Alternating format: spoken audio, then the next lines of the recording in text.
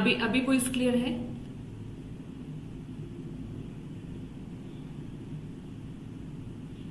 अभी voice clear है? थोड़ा ठीक है, वॉइस का इश्यू था। अभी आई होप वॉइस क्लियर होगी।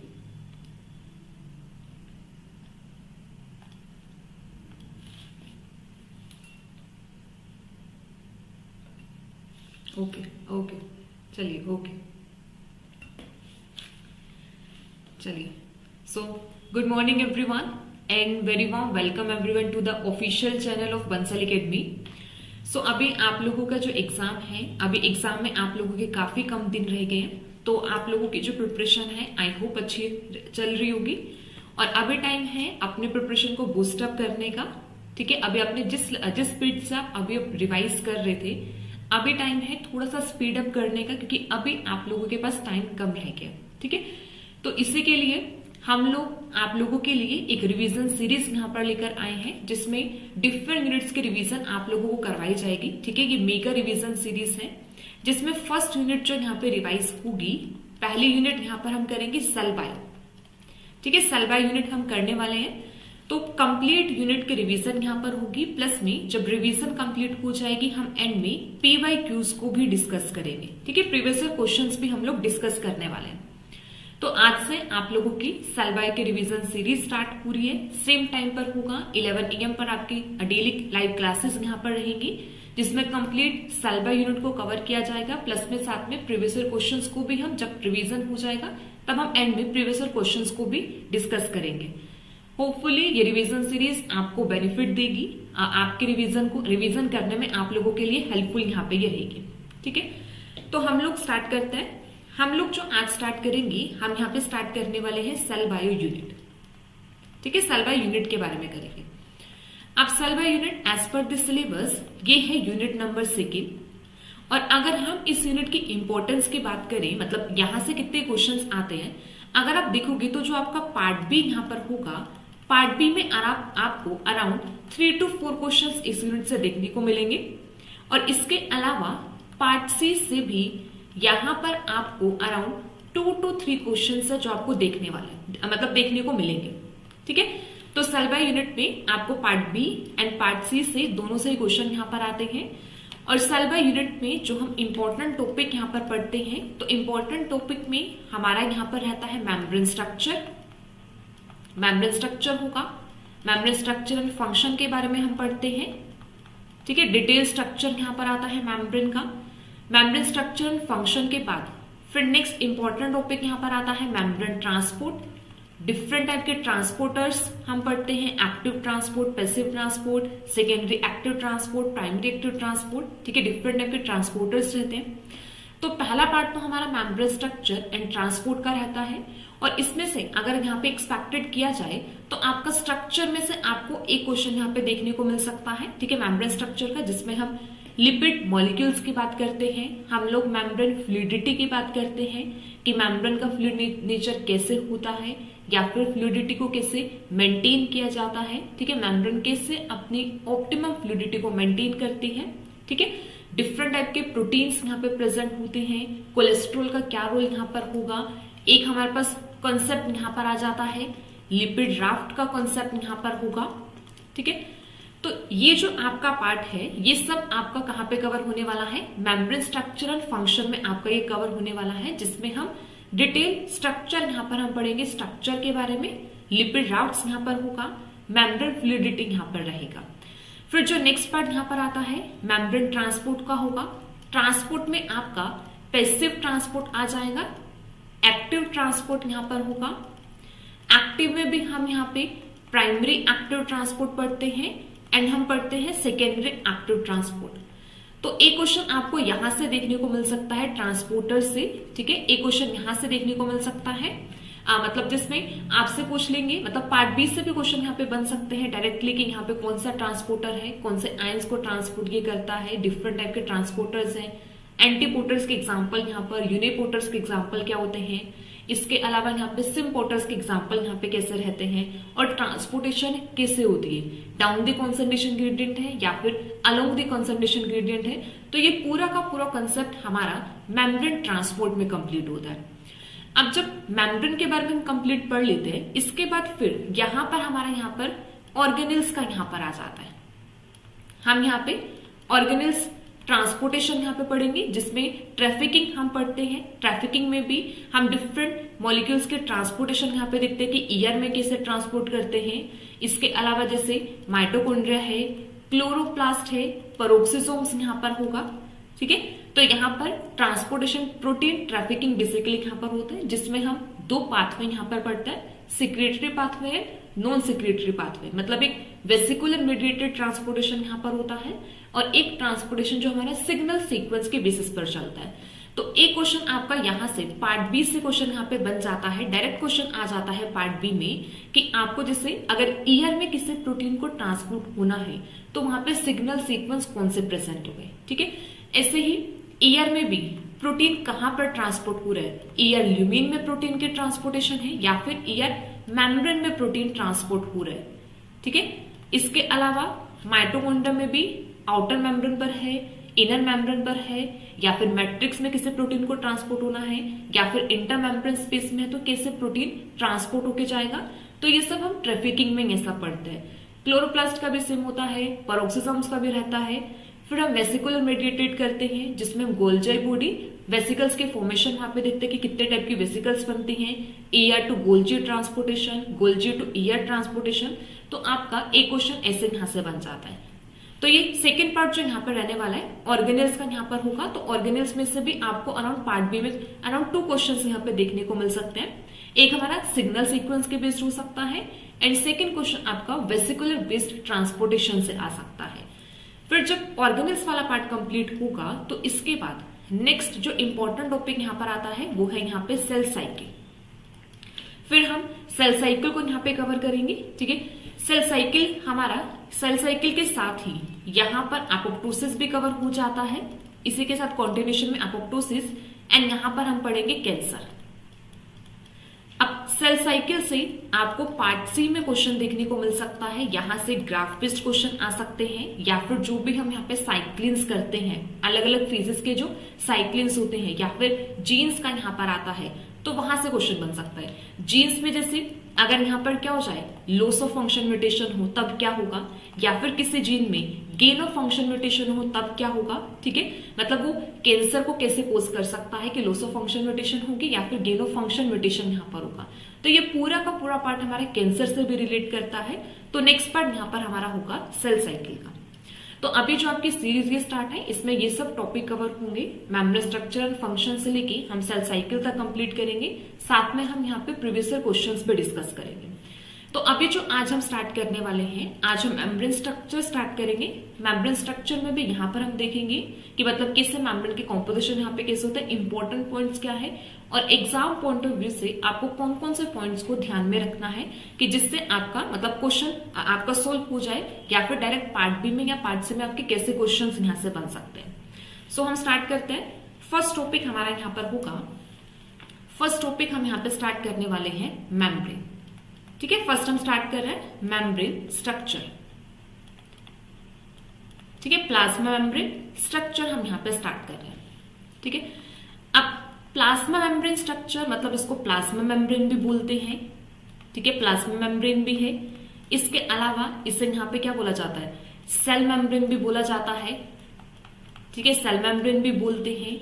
और इससे यहाँ पर और क्या बोला जाता है, इसे बोला जाता है प्लाज्मा लेमा, प्लाज्मा लेमा बोला जाता है। तो यहाँ पे सिंपल सा मेम्ब्रेन के ही अलग अलग नेम यहाँ पर है।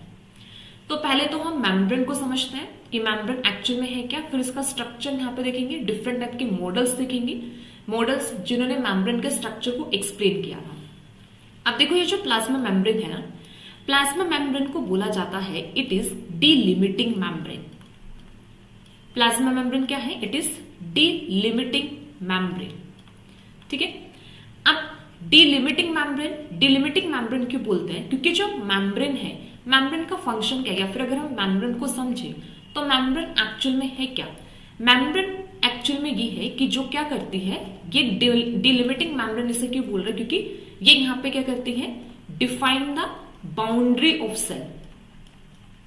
ठीक है, ये क्या करती है, एक सेल की बाउंड्री को डिफाइन करती है, इसलिए हम इसको यहाँ पर क्या बोल रहे हैं, डीलिमिटिंग मेम्ब्रेन बोलते हैं। देखो सिंपल सा है, जब सेल की फॉर्मेशन भी यहाँ पर हुई, ठीक है। अब देखो यहाँ पर सब क्या है, एक्वस है। अगर हम देखें तो सेल बना था, सेल कहाँ पर, वाटर में तो था, एक्वस एनवायरमेंट में ही सेल की फॉर्मेशन यहाँ पर हुई थी। तो यहाँ पे सब क्या है, एक्वस एनवायरमेंट यहाँ पर है। अब यहाँ पे क्या किया, इसे एक्वस एनवायरमेंट में, मतलब ये जो एक्वस एनवायरमेंट यहाँ पर है, इसे एक्वस एनवायरमेंट में एक यहाँ पे बाउंड्री यहाँ पर बनी, ठीक है, ये एक बाउंड्री बनी। इसे बाउंड्री को यहाँ पर क्या बोल दिया गया, इसे बाउंड्री को यहाँ पर क्या बोला, सेल मेम्ब्रेन यहाँ पर बोला। और ये जो बाउंड्री है, ये बाउंड्री एक्चुअल में कर क्या रही है, ये बाउंड्री जो बाहर का एक्वस एनवायरमेंट है और जो अंदर का एक्वस एनवायरमेंट हुआ, इसको सेपरेट करने का काम कर रही है, ठीक है। सिंपल सा, एक्चुअल में देखो सेल बना कैसे है, सिंपल क्या है, पूरा का पूरा एक्वस एनवायरमेंट है। अब एक बाउंड्री वहां पर बन गई।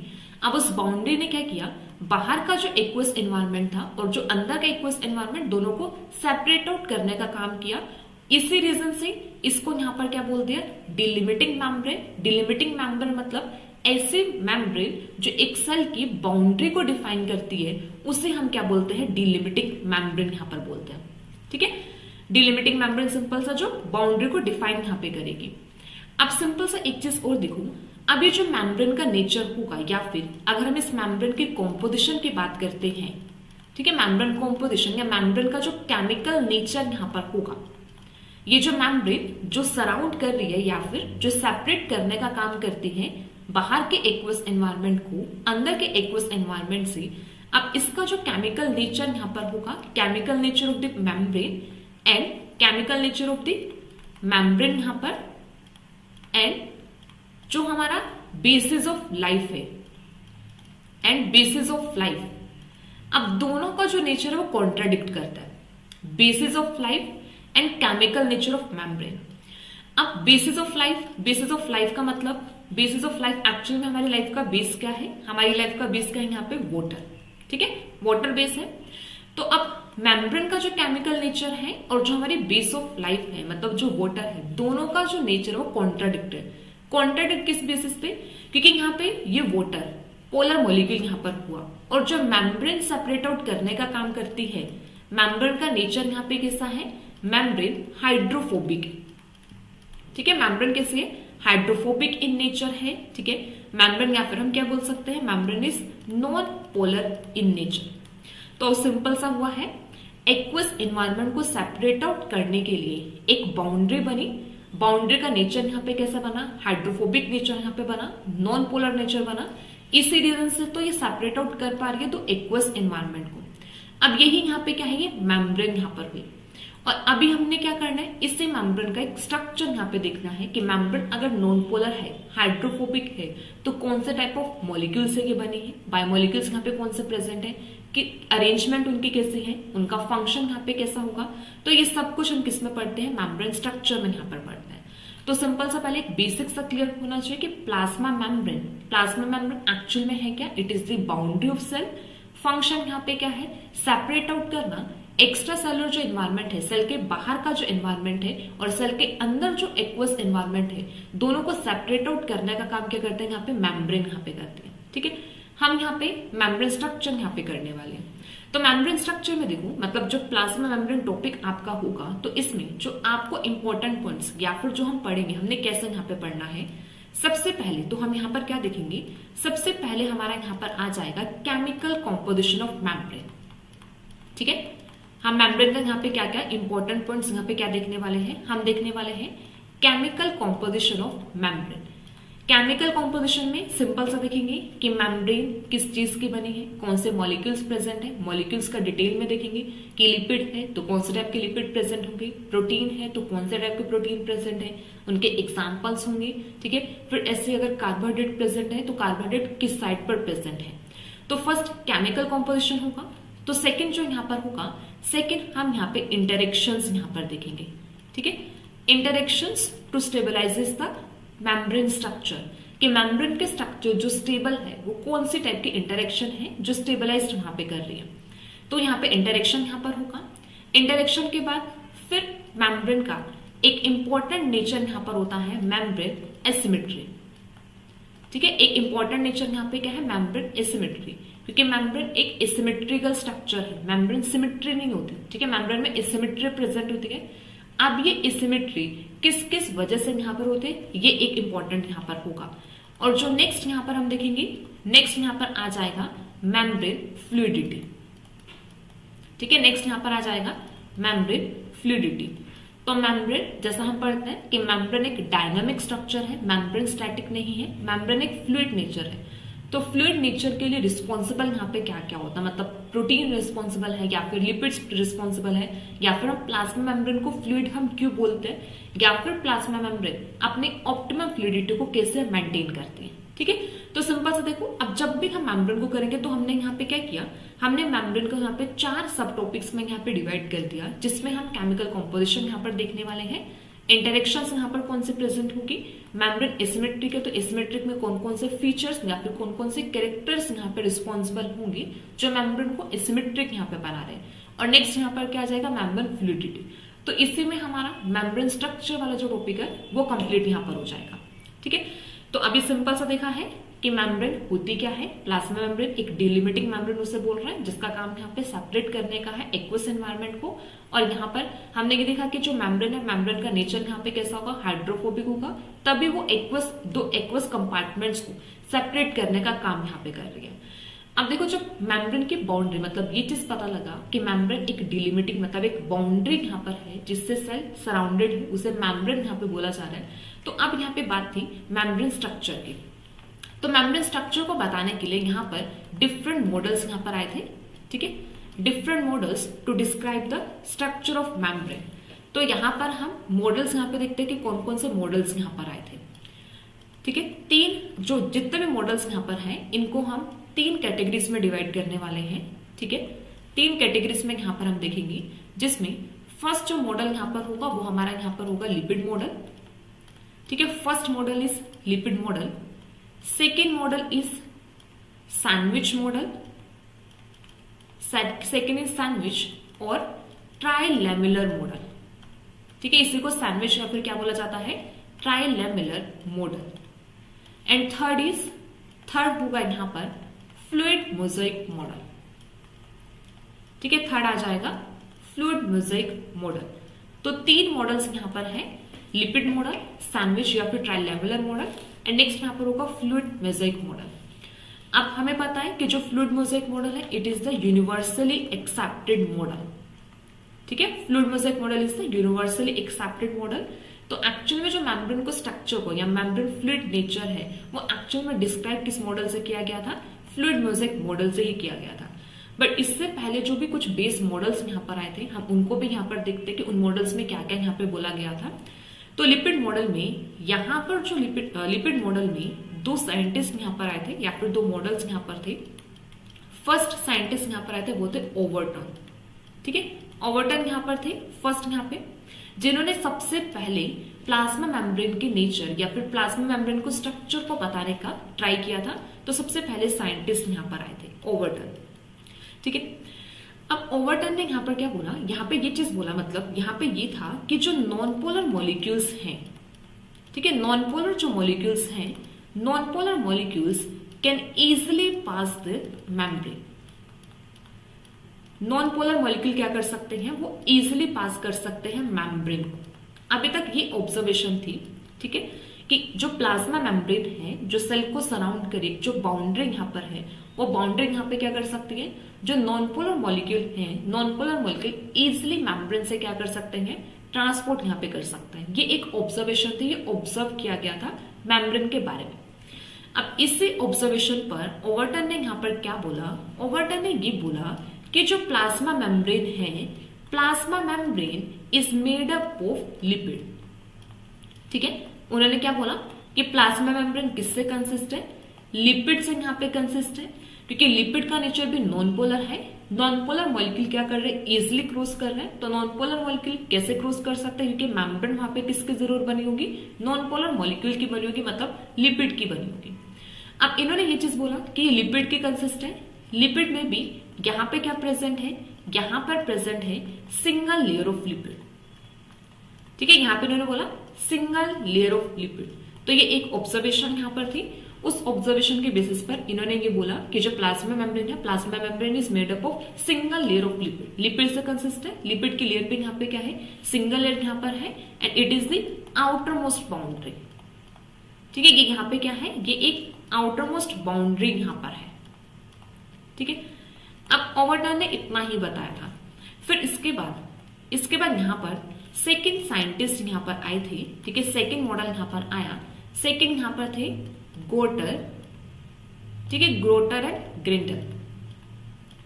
नेक्स्ट यहाँ पर आए गोटन एंड ग्रिंडल यहाँ पर आए।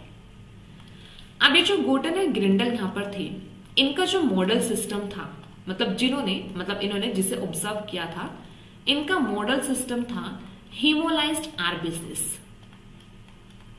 ठीक है, मॉडल सिस्टम इज हीमोलाइज्ड आरबीसीस, और हीमोलाइज्ड आरबीसीस को ही घोस्ट आरबीसीस भी बोला जाता है।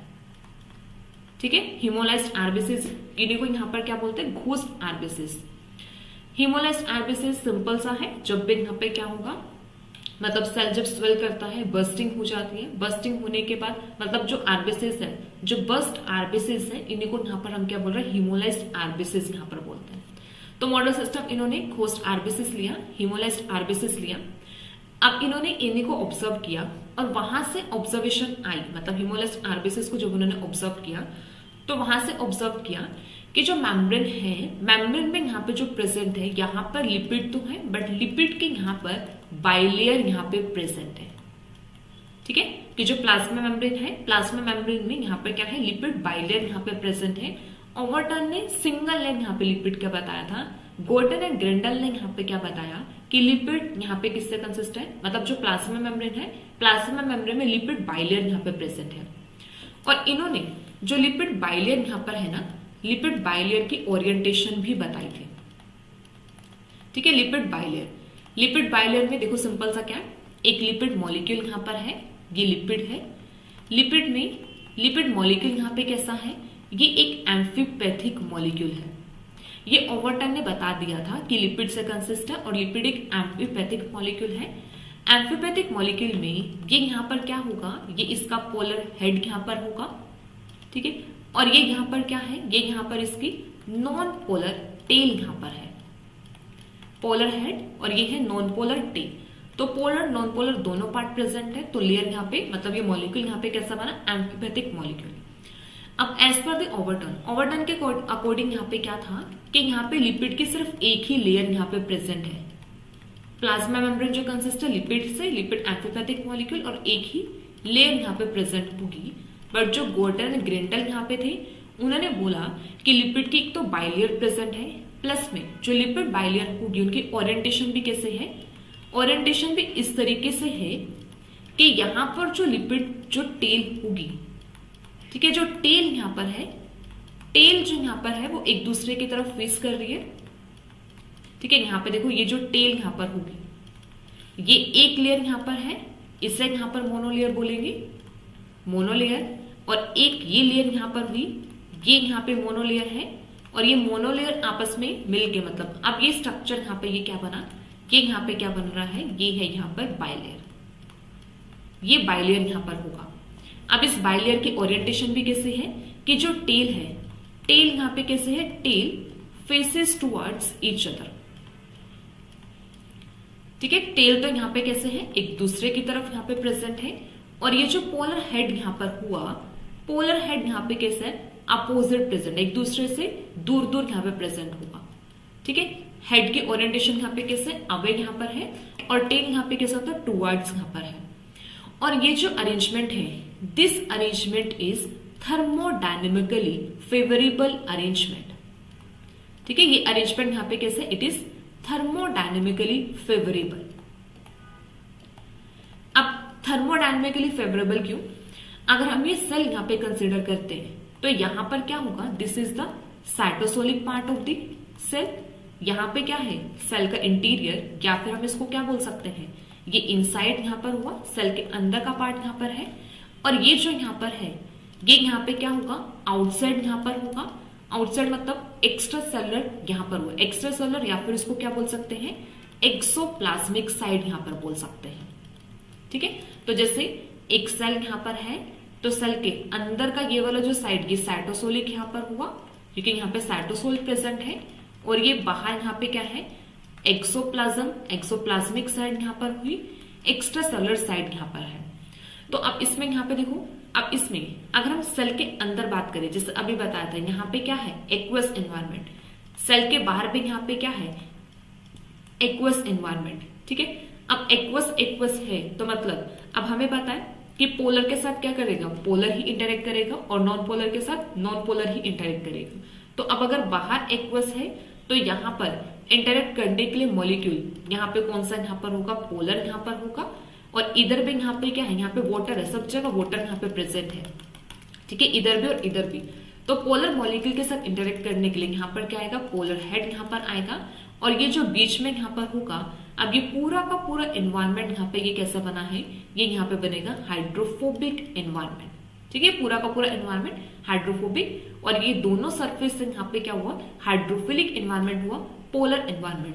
तो this type of arrangement is thermodynamically favourable और थर्मोडायनेमिकली स्टेबल अरेंजमेंट। और ये जो अरेंजमेंट है ये एक्चुअल में गॉर्डन एंड ग्रेंडल ने ही बताई थी कि प्लाज्मा मेम्ब्रेन जो यहाँ पर है लिपिड बाइलेयर है, लिपिड बाइलेयर में भी जो अरेंजमेंट यहाँ पर है, टेल जो यहाँ पर एक दूसरे की तरफ फेस करेगी और हेड यहाँ पे क्या होगा, अपोजिट एंड पे प्रेजेंट होगा। सिंपल सा रीजन है, अंदर और बाहर दोनों तरफ क्या है, एक्वस एनवायरमेंट है, तो एक्वस एनवायरमेंट के साथ इंटरेक्ट करने के लिए यहाँ पर क्या होगा, पोलर हेड यहाँ पे प्रेजेंट होगा, वो ही क्या करेगा, इंटरेक्ट करेगा। ठीक है, तो this is the thermodynamically favourable arrangement. एक चीज यहाँ पे ध्यान देना कि लिपिड के जो अरेंजमेंट है, लेयर के जो अरेंजमेंट है, देखो एक लेयर तो यहाँ पे ऐसे प्रेजेंट हुई, ठीक है, तो दूसरी लेयर अब ऐसे नहीं प्रेजेंट है। अगर ऐसे टाइप की अरेंजमेंट आती है तो ये यहाँ पर क्या होगी, this will be the thermodynamically unfavourable conformation या फिर अरेंजमेंट, क्योंकि यहां पर तो वो क्या करेगा, पोलर मॉलिक्यूल पोलर एनवायरमेंट के साथ इंटरेक्ट कर रहा है, बट यहाँ पर एनवायरमेंट कैसा है, पोलर, बट यहाँ पर ये लिपिड के टेल यहाँ पे कौन से यहाँ पर आ रही है, मतलब ये फेस यहाँ पे कौन सा रहा है, नॉन पोलर। तो पोलर नॉन पोलर आपस में इंटरेक्ट नहीं करेगा, तो इस टाइप के जो अरेंजमेंट है, this arrangement is not thermodynamically favourable. ठीक है, तो ये चीज एक्सप्लेन की थी कि बाइलेयर यहाँ पर होगा, बाइलेयर है, प्लस में इनकी अरेंजमेंट यहाँ पे ऐसे अरेंज यहाँ पर होता है, ये अरेंजमेंट लिपिड में नहीं होती। ठीक है, लिपिड की जो प्लाज्मा मेम्ब्रेन है वो इस टाइप से अरेंज नहीं होता। अब देखो, अब जो यहाँ पे ये थे ना, मतलब जो गॉर्डन यहाँ पर थी, गॉर्डन एंड ग्रेंडल, वो इन्होंने एक्सपेरिमेंट किया, एक्सपेरिमेंट करके इन्होंने एक इंपॉर्टेंट ऑब्जर्वेशन यहाँ पे बता दी लिपिड लेयर के बारे में, उनकी अरेंजमेंट के बारे में। बट उन्होंने एक चीज यहाँ पे और ऑब्जर्व किया, एक चीज देखो क्या चीज उन्होंने यहाँ पे ऑब्जर्व किया कि जो सरफेस टेंशन है, उन्होंने देखा surface tension of lipid bilayer, ठीक है, surface tension of lipid bilayer is greater than the surface tension of plasma membrane. देखो अभी हमने सिर्फ लिपिड बाइलेयर यहाँ पे देखा, तो लिपिड बाइलेयर का जो सरफेस टेंशन है वो कैसा था, ज्यादा था than the surface tension of plasma membrane. अगर हम एक नॉर्मल सेल मेम्ब्रेन या प्लाज्मा मेम्ब्रेन उनकी सरफेस टेंशन देखें और सिर्फ ओनली लिपिड मॉलिक्यूल की सरफेस टेंशन यहाँ पे देखें, तो हमारे पास यहाँ पे क्या है, क्या देखने को मिलता है कि लिपिड जो बाइलेयर है उनकी सरफेस टेंशन ज्यादा है देन दी सेल मेम्ब्रेन। तो अब क्या होगा, मतलब सेल मेम्ब्रेन में जरूर लिपिड तो नहीं प्रेजेंट है, मतलब लिपिड के अलावा भी कुछ और ऐसे मॉलिक्यूल्स प्रेजेंट है which are responsible for the reducing the surface tension of plasma membrane. ठीक है, यहां से देखो एक चीज ऑब्जर्वेशन यहाँ पे ये आई कि उन्होंने लिपिड बाइलेयर तो बता दिया कि बाइलेयर यहाँ पे कंसिस्ट है, लिपिड मॉलिक्यूल यहाँ पर है, अरेंजमेंट यहाँ पे बता दी, बट एक चीज यहाँ से ये हुआ कि जो लिपिड बाइलेयर की सरफेस टेंशन यहाँ पे ज्यादा है देन दी सेल मेम्ब्रेन, तो there must be some molecules in plasma membrane that are reducing the surface tension of plasma membrane. Then later on ये चीज ऑब्जर्व हुआ कि there are proteins present in plasma membrane. ठीक है, proteins present in plasma membrane, ये क्या कर रहे हैं, that are reducing the surface tension of plasma membrane. ये यहाँ पे क्या कर रहे हैं, सरफेस टेंशन जो है प्लाज्मा मेम्ब्रेन की उसको रिड्यूस कर रहे हैं, प्रोटीन यहाँ पे प्रेजेंट है। तो ये चीज यहां तक आया, लेकिन जो ओवर्टन और जो यहाँ पे गोल्टर थे उन्होंने प्रोटीन की प्रेजेंस नहीं बताई थी, प्रोटीन की अरेंजमेंट यहाँ पे नहीं बताई थी कि प्रोटीन कैसे अरेंज होते हैं। इन्होंने सिर्फ बताया कि लिपिड लेयर है, पहला वाला था सिंगल लेयर प्रेजेंट होगा, लेटर ऑन बताया कि 2 लेयर यहाँ पे प्रेजेंट है, उनकी ओरिएंटेशन कैसे, अरेंजमेंट कैसे होगा। तो फर्स्ट मॉडल यहाँ पे कंप्लीट हुआ हमारा लिपिड मॉडल। ठीक है, जैसा भी हम यहाँ पे मॉडल देख रहे थे, तो मॉडल में यहाँ पे लिपिड मॉडल में 2 साइंटिस्ट यहाँ पर आए थे, ओवरटन एंड गोर्टन एंड ग्रेंडल, ये 2 मॉडल्स यहाँ पे कंप्लीट हुए। अब जब नेक्स्ट मॉडल यहाँ पर आया, नेक्स्ट यहाँ पे मॉडल क्या है, सैंडविच मॉडल। सैंडविच यहाँ पर ट्राई लैमेलर मॉडल। अब इस मॉडल तक क्या पता लगा, यहां तक पता लगा कि लिपिड है, प्लस में यहां पर क्या भी प्रेजेंट है, प्रोटीन्स भी प्रेजेंट है। ठीक है, लिपिड के साथ साथ प्रोटीन्स भी प्रेजेंट है, बट प्रोटीन्स की अरेंजमेंट कैसी है। लिपिड की अरेंजमेंट तो पता लगा कि बाइलेयर है, कैसे वो अरेंज्ड होंगे, थर्मोडायनेमिकली फेवरेबल ओरिएंटेशन उनकी मिली। अब यहाँ पे था प्रोटीन्स कैसे अरेंज यहाँ पर होंगे। ठीक है, अब सैंडविच मॉडल या फिर जो ट्राइलेमुलर मॉडल यहाँ पर होगा, यहां पर भी 2 साइंटिस्ट यहां पर आता है। तो अब हम यहां पे सेकेंड स्टार्ट कर रहे हैं, सेकेंड मॉडल यहां पर होगा, सेकेंड मॉडल इज सैंडविच। देखो जो हम ये मॉडल कर रहे हैं ना, इन मॉडल से एज सच क्वेश्चंस नहीं बनते कि मतलब जैसे ट्राइलेमुलर मॉडल या सैंडविच मॉडल किसने दिया था, बट एक्चुअल में मेम्ब्रेन के स्ट्रक्चर को समझने के लिए हमें एक बेसिक्स क्लियर होना चाहिए, बेस पता होना चाहिए कि एक्चुअल में मेम्ब्रेन का स्ट्रक्चर स्टार्ट कहां से हुआ था। ठीक है, इसलिए एक बेसिक नॉलेज के लिए हमें ये चीजें पता होना चाहिए कि कौन सा मॉडल कहाँ पे दिया था। सीएसआर में ऐसे क्वेश्चन जनरली नहीं पूछे जाते हैं, गेट डीबीटी एग्जाम में आपके हो सकते हैं कि कुछ इन मॉडल से क्वेश्चन आपके आ जाए। ठीक है, तो नेक्स्ट हम यहाँ पे देख रहे हैं सैंडविच या फिर ट्राइलेमुलर मॉडल। तो यहाँ पर 2 साइंटिस्ट यहाँ पर आते हैं, एक साइंटिस्ट यहाँ पर है Daniel and Davison. 2 model basically यहां पर होंगे, Daniel and Davison, and second यहां पर आता है रॉबर्टसन। सेकेंड यहां पर होंगे रॉबर्टसन। अब ये जो दोनों साइंटिस्ट है ना, इन्होंने यहां पे ट्राई किया था प्रोटीन्स की अरेंजमेंट बताने का। ठीक है, प्रोटीन्स कैसे अरेंज होते हैं लिपिड लेयर के साथ। अब ये जो रॉबर्टसन यहां पे थे, रॉबर्टसन ने ही यहां पर मॉडल दिया था यूनिट मेम्ब्रेन मॉडल। ठीक है, रॉबर्टसन ने यहां पे बोला था ये है यूनिट मेम्ब्रेन मॉडल। ठीक है, अब देखो जो डेनियल एंड डेविसन थे, मतलब इन्होंने क्या बताया, देखो सिंपल सा क्या है, लिपिड बाइलेयर की तो अरेंजमेंट हमें पता ही है, वो तो हमें पहले से ही पता लग गई थी कि थर्मोडायनेमिकली कैसे यहाँ पे लिपिड अरेंज यहाँ पर होते हैं। ठीक है, लिपिड की अरेंजमेंट हमें पता था कि बाइलेयर ऐसे होंगे। अब ये जो डेनियल एंड डेविसन यहाँ पे थे ना, इन्होंने क्या बोला कि यहाँ पर जो प्रोटीन प्रेजेंट है वो प्रोटीन कैसे है, वो जो बाइलेयर यहाँ पर होगी उसको उसके बाहर, ठीक है, यहाँ पर आउटर साइड पर, जैसे ये और ये, यहाँ पर क्या प्रेजेंट है, ये प्रोटीन की लेयर यहाँ पे प्रेजेंट है, ये भी यहाँ पे प्रोटीन है और ये भी यहाँ पे कैसे है, प्रोटीन लेयर यहाँ पे प्रेजेंट है। और ये जो प्रोटीन यहाँ पर है, ये प्रोटीन यहाँ पे कैसे, these proteins are the alpha globular protein. ठीक है, ये यहाँ पे प्रोटीन कैसे है, अल्फा ग्लोबुलर प्रोटीन। अब सैंडविच इसे बोला गया है, सैंडविच का मतलब क्या है कि यहाँ पे 2 प्रोटीन की लेयर और इनके बीच में लिपिड बाइलेयर यहाँ पे प्रेजेंट है। तो प्रोटीन प्रोटीन बीच में यहाँ पे क्या हुए, लिपिड यहाँ पे, तो ये सैंडविच की तरह यहाँ पर हुआ। ठीक है, कि यहाँ पे प्रोटीन और बीच में यहाँ पे कैसे हुए, लिपिड यहाँ पर है। प्रोटीन यहाँ पे कैसे, अल्फा ग्लोबुलर प्रोटीन यहाँ पर है, और यहाँ पे लेयर भी यहाँ पे कितनी बन रही है, 3 लेयर की, एक आउटर प्रोटीन लेयर है, फिर बीच में यहाँ पे क्या हुआ, बीच में यहाँ पे लिपिड बाइलेयर यहाँ पे प्रेजेंट हुई, लिपिड बाइलेयर है, एंड थर्ड फिर यहाँ पे क्या है, प्रोटीन की लेयर यहाँ पे प्रेजेंट है। तो 3 लेयर यहाँ पे प्रेजेंट है, तो इसको बोला गया यहाँ पे ट्राइलेमुलर मॉडल। ठीक है, ट्राइलेमुलर मॉडल यहाँ पे हुआ।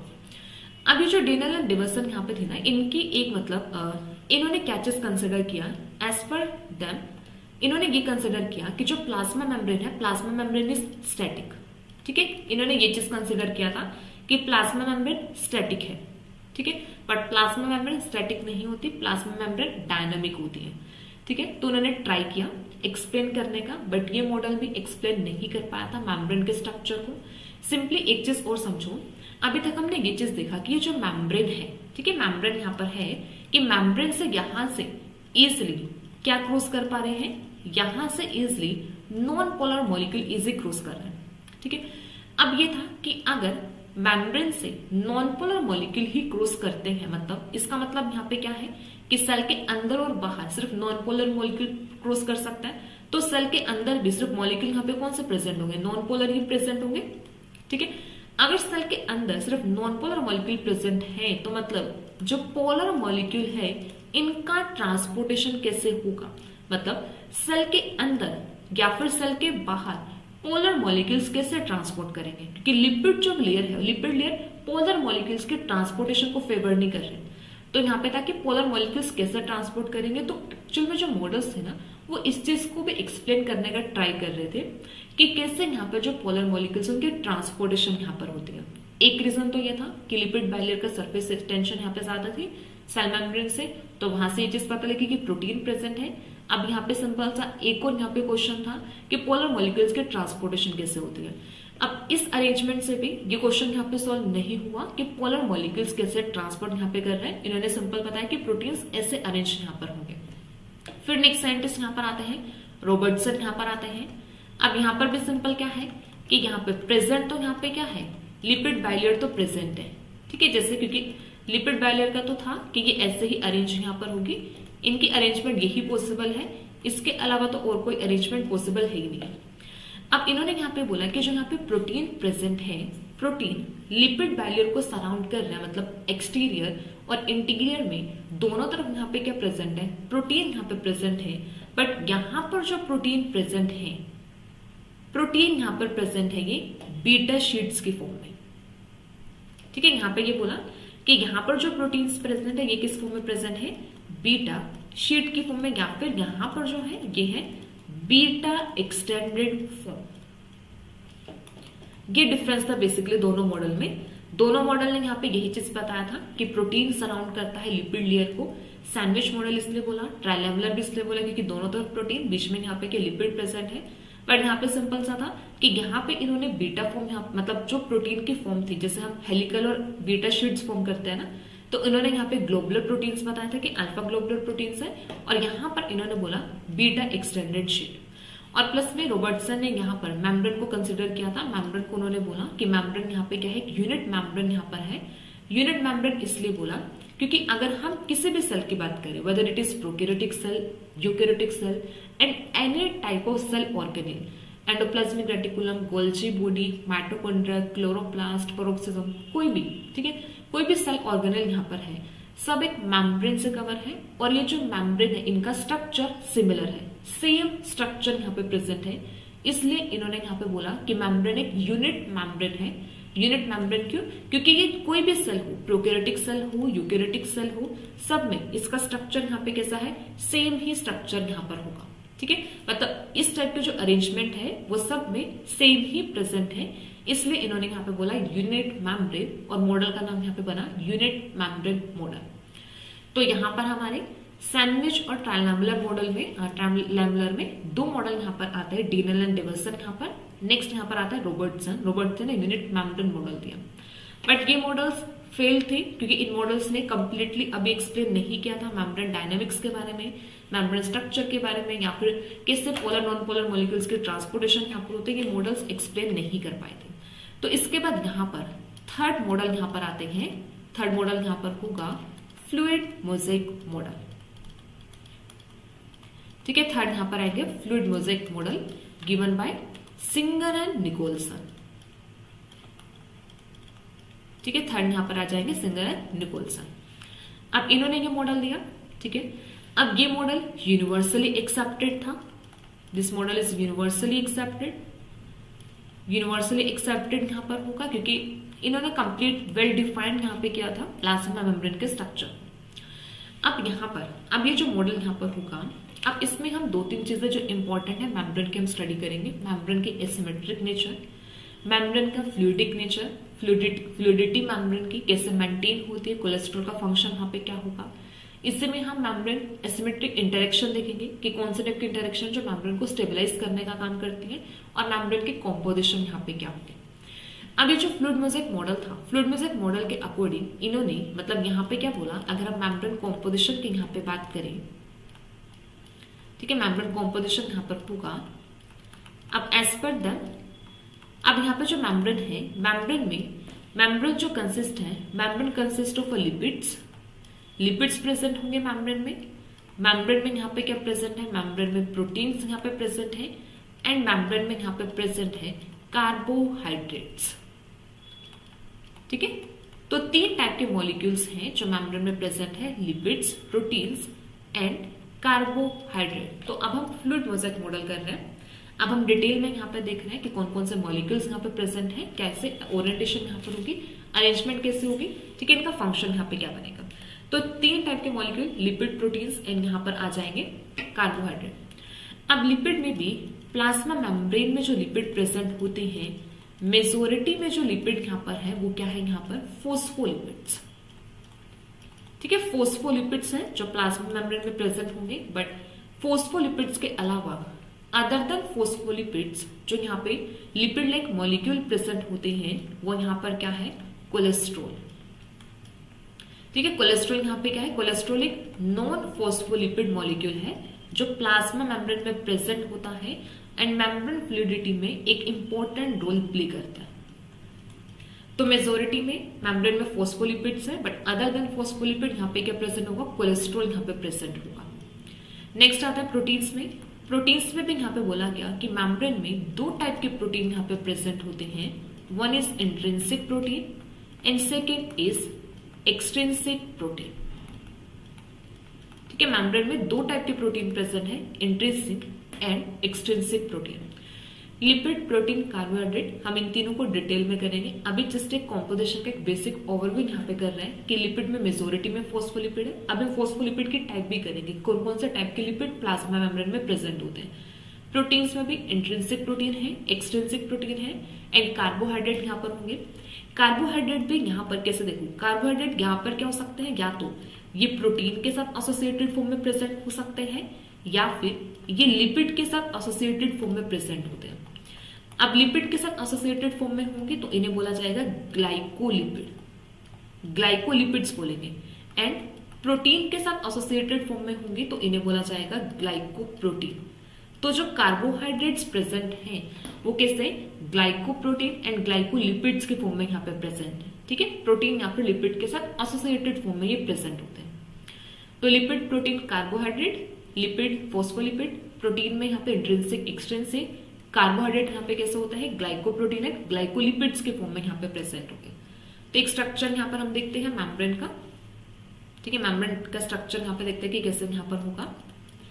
तो एक तो हमारे पास यहाँ पे क्या होगी, लिपिड बाइलेयर, बाइलेयर यहाँ पर आ जाएगी।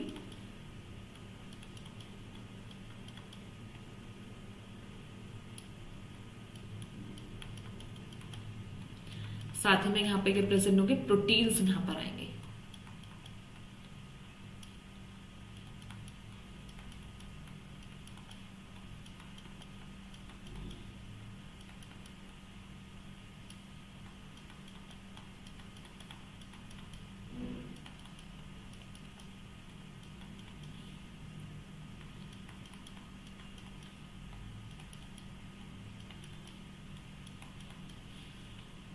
देखिए प्रोटीन है, प्रोटीन के साथ लिपिड प्रोटीन,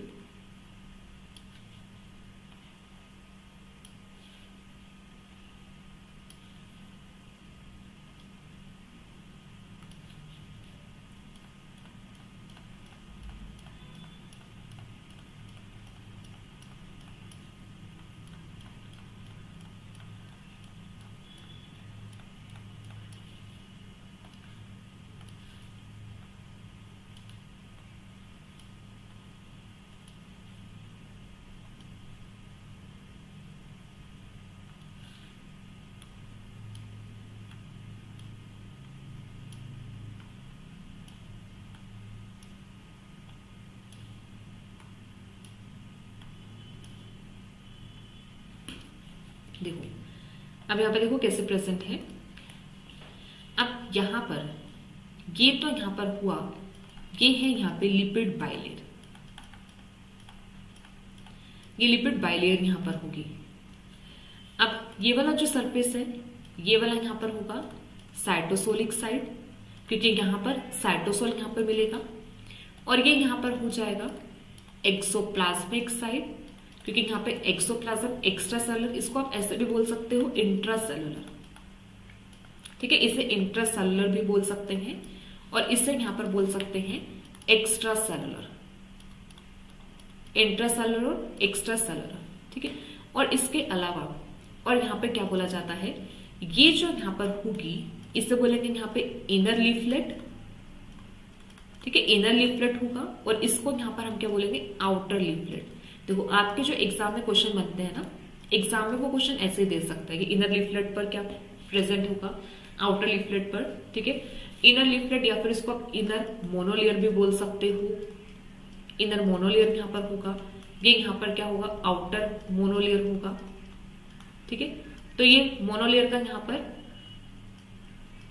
कि यहाँ पे साइटोसोलिक साइड होगी और ये यहाँ पे क्या हो जाएगा, एक्स्ट्रा एक्सोप्लाज्मिक या फिर एक्स्ट्रा सेलुलर साइड होगी। अब देखो हमने क्या किया, हमने क्या कि दो टाइप के प्रोटीन प्रेजेंट है।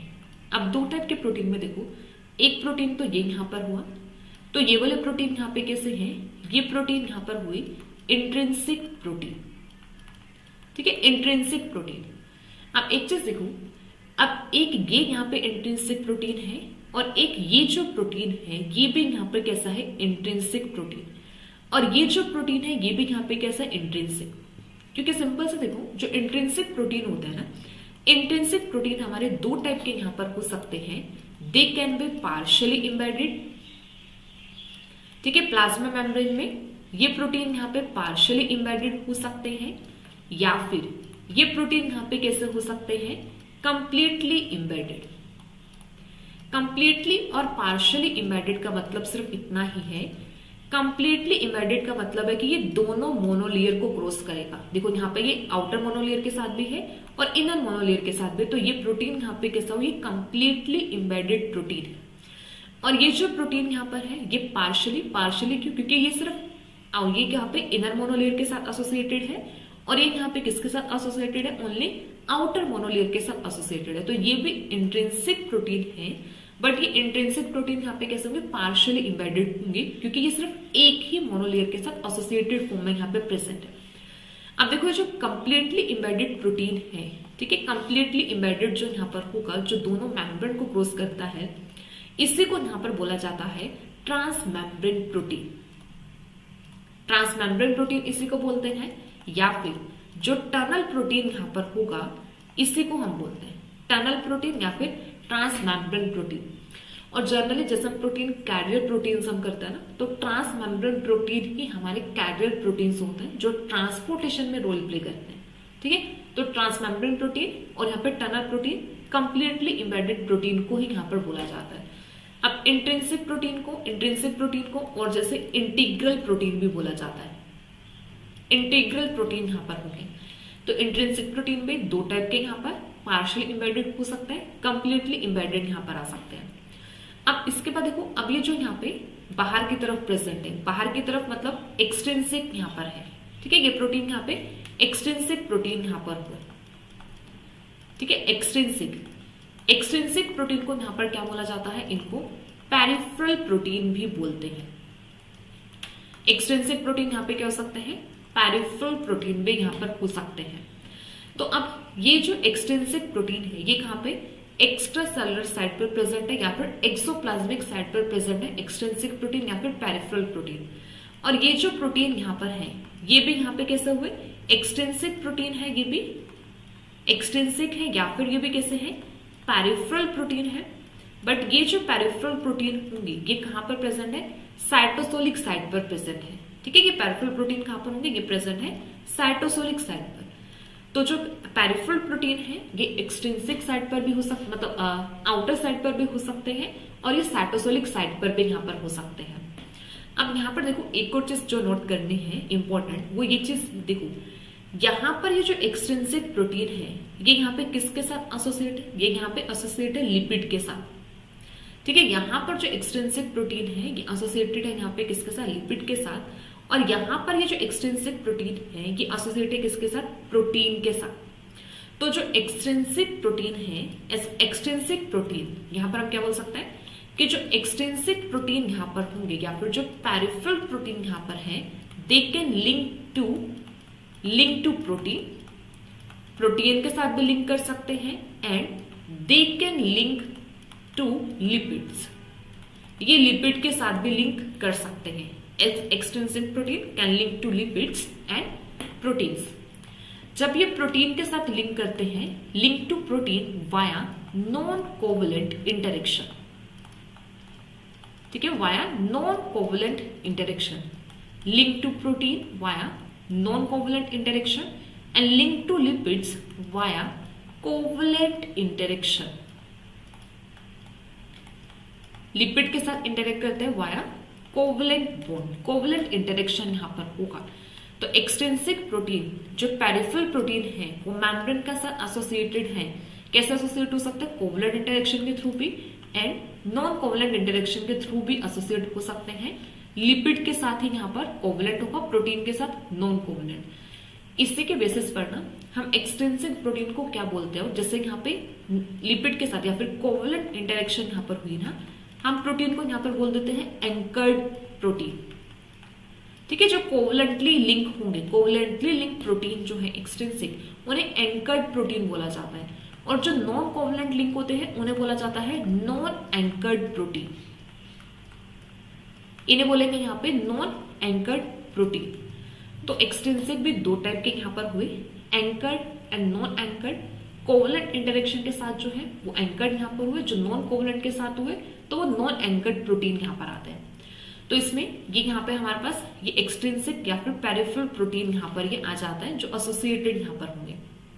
अब एक और चीज यहाँ पे नोट करो, देखो अब इस मेम्ब्रेन स्ट्रक्चर में एक और चीज जो इंपॉर्टेंट है वो क्या, कि जो साइटोसोलिक साइड है, साइटोसोलिक साइड पर यहाँ पर एक्सट्रिंसिक प्रोटीन का नंबर ज्यादा है कंपेरिजन टू आउटर सरफेस पर, ठीक है। तो यहाँ पे सिंपल सा होगा क्या, कि ये जो एक्सट्रिंसिक प्रोटीन है they are more in number, more in number होंगे। कहां पर ये मोर इन नंबर होता है? मोर इन नंबर टू दी, ये प्रेजेंट होंगे टू दी साइटोसोलिक साइड, या फिर जो साइटोसोलिक सरफेस होगा मेम्ब्रेन का, साइटोसोलिक सरफेस ऑफ मेम्ब्रेन पर जो एक्सट्रिंसिक प्रोटीन होते हैं इनका नंबर ज्यादा होता है as compare to exoplasmic surface, ठीक है। तो इनका नंबर ज्यादा होगा। अब सेकेंड कॉम्पोनेंट मतलब प्रोटीन भी यहां पर हो गए, लिपिड भी यहां पर हुआ। अब इसके बाद नेक्स्ट देखो, अब ये जो यहाँ पे है ये लॉन्ग चेन, ये ठीक है, ये चेन जो यहाँ पर है, ये यहाँ पे चेन कैसे है, ये यहाँ पर है कार्बोहाइड्रेट, ये यहाँ पर है कार्बोहाइड्रेट। कार्बोहाइड्रेट में यहाँ पर ओलिगोसैकेराइड की चेन होती है। ओलिगोसैकेराइड में जैसे यहाँ पे फ्रक्टोज आया, ग्लूकोज आता है, गैलेक्टोज आया, ग्लूकोज का अमीन है, सियालिक एसिड है, यहाँ पे क्या बनती है ओलिगोसैकेराइड चेन यहाँ पर होती है। और ओलिगोसैकेराइड लिपिड लिंक भी हो सकते हैं और ये प्रोटीन के साथ लिंक भी यहाँ पर हो सकता है। तो जैसे ये प्रोटीन के साथ लिंक हुआ तो ग्लाइकोप्रोटीन बनाएगा, और लिपिड के साथ लिंक हुआ तो ग्लाइकोलिपिड यहाँ पर बनाएगा। तो ये कार्बोहाइड्रेट यहाँ पर है। और ये जो कार्बोहाइड्रेट है, कार्बोहाइड्रेट जनरली या फिर ये प्रेजेंट कहां पर होता है? आउटर साइड पर। देखो इनर साइड पर कोई भी यहाँ पर नहीं बनाया, ठीक है, इनर साइड पे इस पे कुछ भी नहीं बनाया। आउटर साइड पर यहाँ पे क्या प्रेजेंट है? कार्बोहाइड्रेट। तो नेक्स्ट इंपॉर्टेंट पॉइंट यहाँ पे क्या हुआ, कि जो कार्बोहाइड्रेट्स है, ठीक है, कार्बोहाइड्रेट, कार्बोहाइड्रेट या फिर हम क्या बोल सकते हैं ग्लाइकोसाइलेशन, ठीक है, glycosylation means addition of carbohydrate. Glycosylation या फिर कार्बोहाइड्रेट ये कहां पर होती है?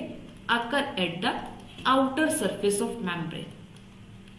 ये सिर्फ कहां पे देखने को मिलेगी? आउटर सरफेस ऑफ मेम्ब्रेन पर ही प्रेजेंट होगी।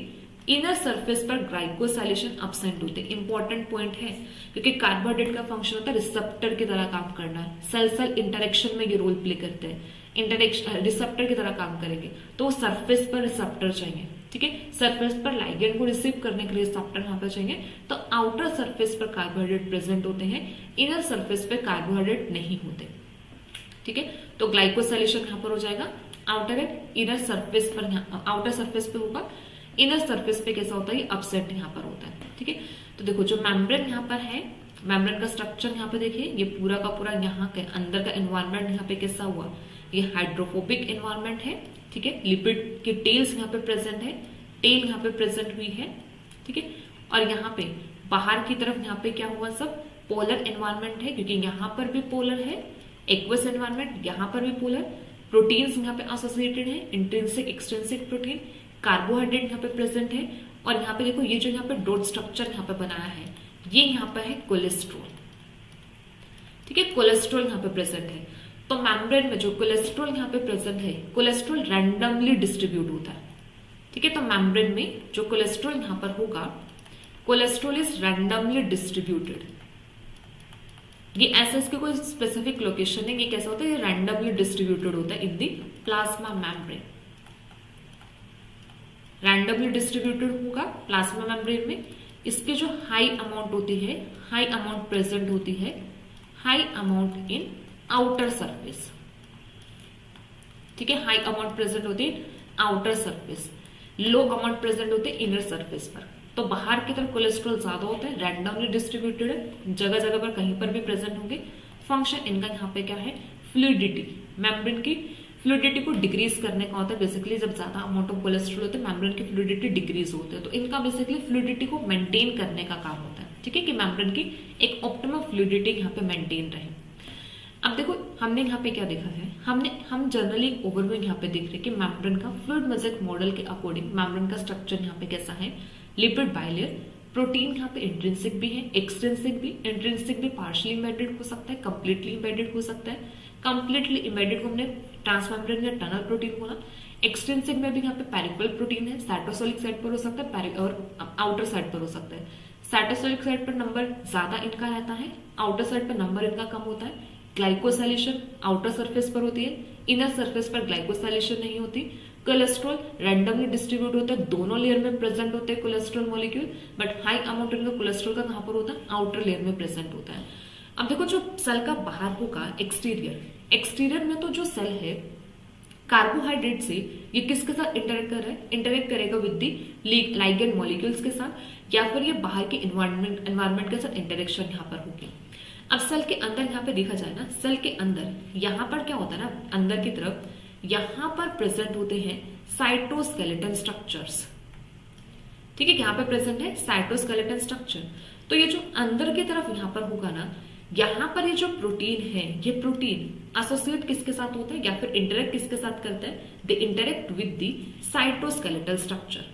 ठीक है, ये यहाँ पे क्या है, these are the cytoskeletal structure. Cytoskeletal structure में जैसे माइक्रोफिलामेंट्स हो सकता है, माइक्रोट्यूब्यूल हो सकता है, तो यहाँ पे क्या होगा, ये इंटरेक्ट करेगा साइटोस्केलेटल स्ट्रक्चर के साथ। ठीक है, तो अंदर की तरफ सेल के अंदर यहाँ पर इस मेम्ब्रेन को सपोर्ट करने के लिए मेम्ब्रेन का सेल का स्केलेटल सिस्टम यहाँ पर है, वो यहाँ पे क्या है, साइटोस्केलेटल स्ट्रक्चर होगा। तो इंटीरियरली साइटोस्केलेटल स्ट्रक्चर के साथ इंटरेक्ट है, बाहर एक्स्ट्रा सेलुलर मॉलिक्यूल के साथ इंटरेक्ट करती है प्लाज्मा मेम्ब्रेन, और ऐसे करके फिर मेम्ब्रेन क्या करती है, एक सेल के जो फंक्शन होगा, सेल के एक्टिविटीज होते हैं, सेल के एक्टिविटीज को रेगुलेट करने का काम करते हैं। अब हमने यहाँ पर एक टॉपिक देखा था, मतलब एक हमने यहाँ पे देखा ट्रांसमेम्ब्रेन या फिर टनल प्रोटीन। अब इसको समझते हैं कि इनको टनल प्रोटीन या फिर ट्रांसमेम्ब्रेन प्रोटीन यहाँ पे क्यों बोला जाता है। अब एक चीज देखो, जैसे हम फोल्डिंग के बारे में करते हैं, ठीक है, प्रोटीन फोल्डिंग आप लोगों ने बायोकेमिस्ट्री में भी पढ़ा होगा। प्रोटीन फोल्ड करता है, अपने टर्शरी स्टेट में आता है। ठीक है, फोल्डिंग यहाँ पर होती है, प्राइमरी फॉर्म में सिंथेसाइज होगा, फिर सेकेंडरी स्ट्रक्चर टर्शरी फॉर्म में जाता है, फोल्डिंग वहां पर होती है।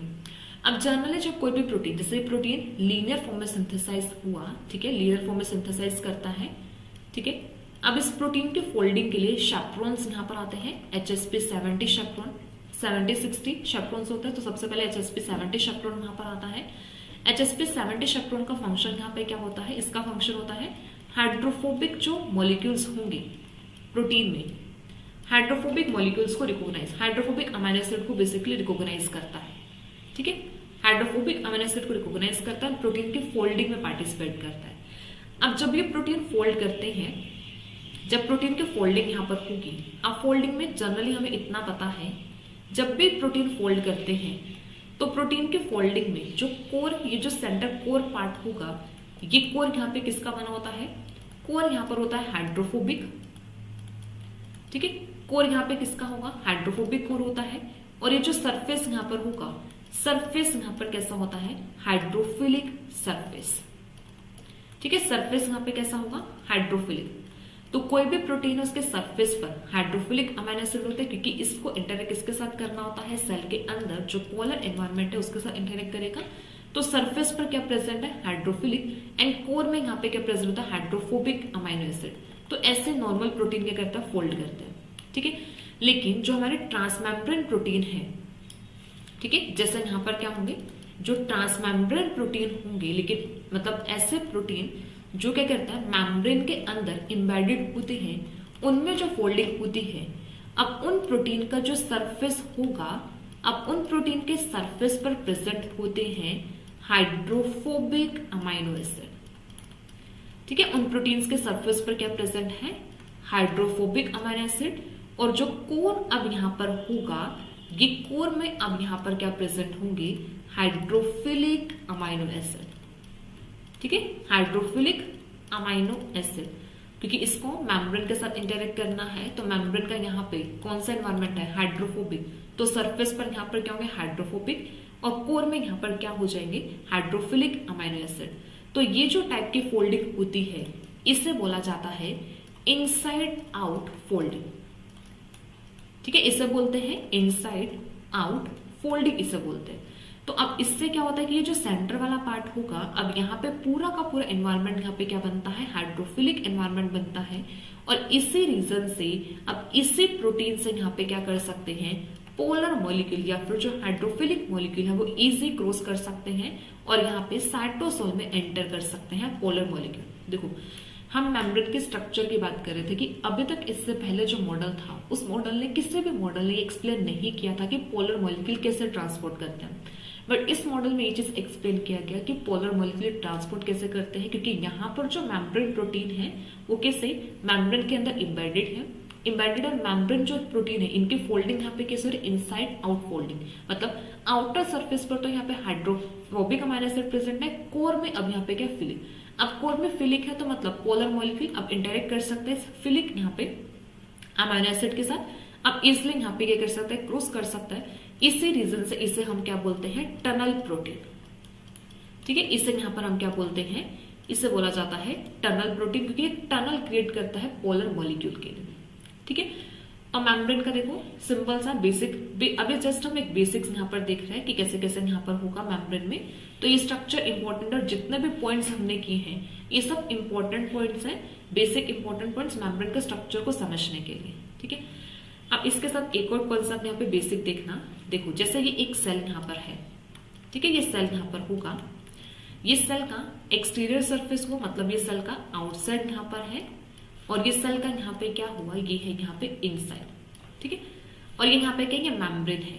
ठीक है, मेम्ब्रेन में अब एक चीज देखना, अब ये मेम्ब्रेन का बाहर का जो सरफेस है, इसको तो हमने यहाँ पे क्या बोला, एक्सोप्लाज्मिक।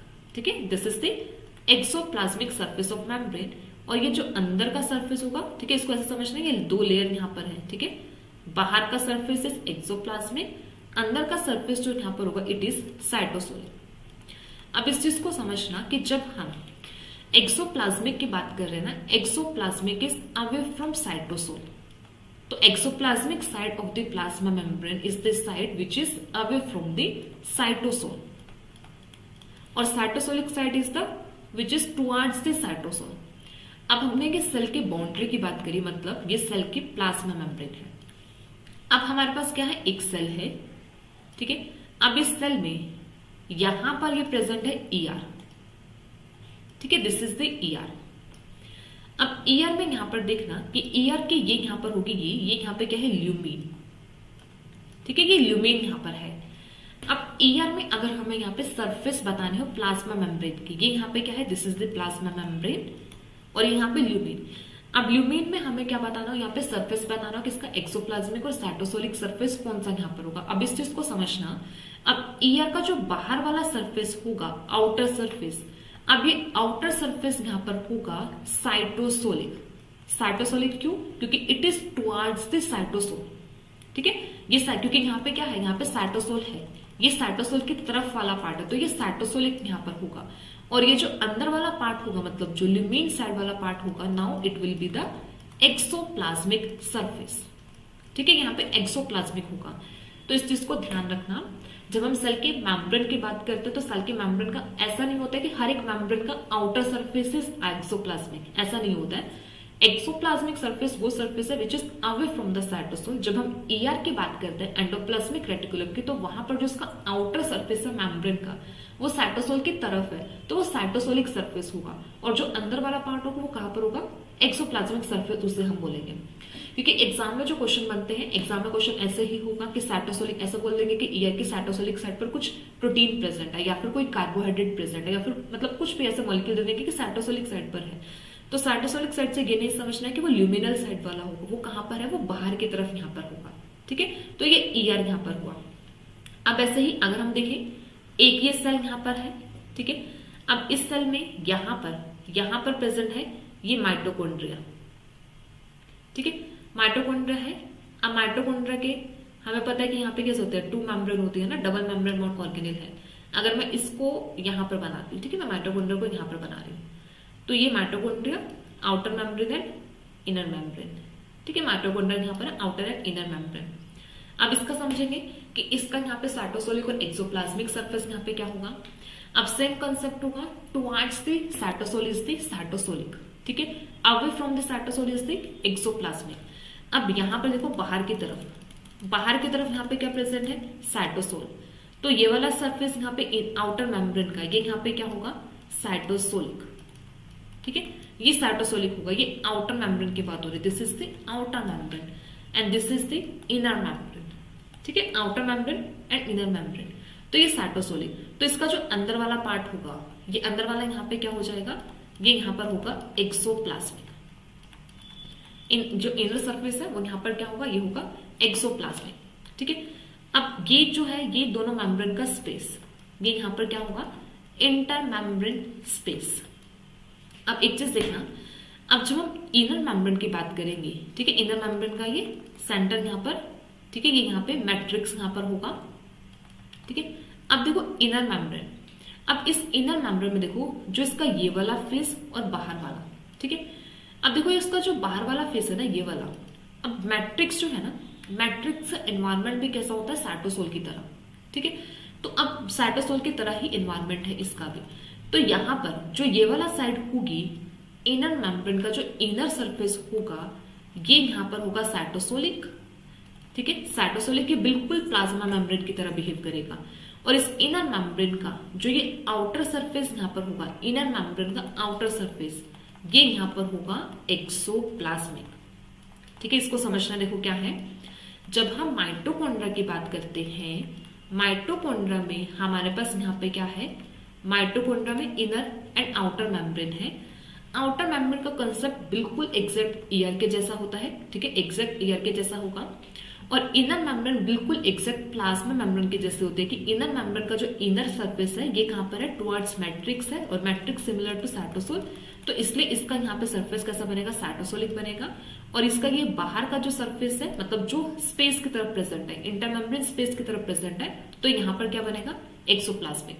तो हम एक चीज यहाँ पे बोल सकते हैं कि जो स्पेस यहाँ पर होगा, इस स्पेस में जो दोनों मेम्ब्रेन्स हैं, जो बोथ मेम्ब्रेन्स यहाँ पर होंगी, बोथ मेम्ब्रेन्स के एक्सोप्लाज्मिक सरफेस प्रेजेंट होगा।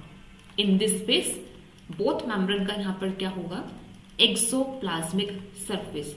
देखो ये चीज इंपॉर्टेंट है, क्योंकि जब कोई भी एक्सपेरिमेंटल क्वेश्चन बनकर आता है ना, तो एक्सपेरिमेंटल क्वेश्चन में ऐसे ही बना के देंगी कि जो इनर मेम्ब्रेन है, इनर मेम्ब्रेन का साइटोसोलिक सरफेस, या फिर इनर मेम्ब्रेन का एक्सोप्लाज्मिक सरफेस, या फिर मेंशन करेंगे outer membrane exoplasmic surface, outer membrane cytosolic surface. तो ध्यान देना है कि माइटोकॉन्ड्रिया का जो स्पेस होगा, स्पेस में आउटर और इनर मेम्ब्रेन के एक्सोप्लाज्मिक सरफेसेस यहाँ पर आते हैं। ठीक है, ये सरफेसेस यहाँ पर हो गए, यहाँ पर दोनों के ही, दोनों मेम्ब्रेन के। तो ये एक बेसिक सा कंसेप्ट होता है हमारा मेम्ब्रेन के बारे में। ठीक है, मेम्ब्रेन के बारे में यहाँ पर देखते हैं कि बेसिक सा कंसेप्ट यहाँ पर होगा, कैसे यहाँ पर आता है। ठीक है, तो प्रोटीन का यहाँ पर देखा है हमने, लिपिड्स का यहाँ पे देख लिया। ठीक है, इसके अलावा हमने ये चीज देख लिया कि बेसिक सा एक्सटेंसिव प्रोटीन के टाइप यहाँ पे कौन कौन से यहाँ पर होते हैं, इंट्रिंसिक प्रोटीन कैसे हो सकता है, लिंकेज इनके कैसे होते हैं, कोवलेंट होता है, नॉन कोवलेंट लिंकेज यहाँ पर होती है, कैसे लिंक्ड हो सकते हैं। ठीक है, फिर यहाँ पे एक्सोप्लाज्मिक और साइटोसोलिक का एक्चुअल में मीनिंग यहाँ पे क्या होता है। तो एक बेसिक ओवरव्यू, मतलब इतना हमें समझ में आ गया कि प्लाज्मा मेम्ब्रेन है क्या, प्लाज्मा मेम्ब्रेन में अरेंजमेंट यहाँ पे कैसे होती है, और ये सब कुछ अरेंजमेंट फ्लूइड मोज़ेक मॉडल के थ्रू ही एक्सप्लेन किया गया था कि मेम्ब्रेन में लिपिड एंड प्रोटीन कैसे इंटरेक्ट करते हैं, कैसे ये अरेंज यहाँ पर होते हैं। ठीक है, तो ये है सिंपल सा हमने देखा है कि मेम्ब्रेन लिपिड्स, ठीक है, लिपिड्स देखा है। फर्स्ट कंपोनेंट ये था, सेकंड कंपोनेंट आ जाता है हमारा प्रोटीन्स, यहाँ पर आ जाते हैं, एंड थर्ड कंपोनेंट हमारा यहाँ पर आ जाता है कार्बोहाइड्रेट्स। ठीक है, इन तीनों को हमने मेम्ब्रेन में अरेंजमेंट देख लिया कि कैसे यहाँ पर होगा। अब हम थोड़ा सा डिटेल में यहाँ पे लिपिड्स के बारे में करेंगे। तो फर्स्ट जो अभी हमारा कॉम्पोजिशन यहाँ पे चल रहा है membrane composition. Fluid mosaic model में टॉपिक चल रहा है मेम्ब्रेन कॉम्पोजिशन। ठीक है, जितना भी हम कर रहे हैं इंपॉर्टेंट है, इंपॉर्टेंट इस रिस्पेक्ट से है मेम्ब्रेन के स्ट्रक्चर को समझने के लिए, क्योंकि अगर ये बेसिक्स क्लियर होंगे तभी एक्सपेरिमेंटल क्वेश्चन सोल्व हो सकते हैं। ठीक है, अगर हमें इतना सब कुछ क्लियर होगा, हमें पोलर सरफेस के बारे में, नॉन पोलर के बारे में, कहाँ पर कैसे होगा, साइटोसोलिक सरफेस क्या है, एक्सोप्लाज्मिक सरफेस क्या है, तभी एक्सपेरिमेंटल क्वेश्चंस इजी सोल्व हो पाएंगे। ठीक है, तो अभी हम जो नेक्स्ट कर रहे हैं, अब हम यहाँ पर डिटेल में स्टार्ट कर रहे हैं अपना लिपिड्स के बारे में। ठीक है, मेम्ब्रेन लिपिड्स कि प्लाज्मा मेम्ब्रेन में लिपिड्स कौन कौन से यहाँ पर आते हैं, कहाँ कहाँ पर ये प्रेजेंट होते हैं। तो यहाँ पर आता है membrane lipids.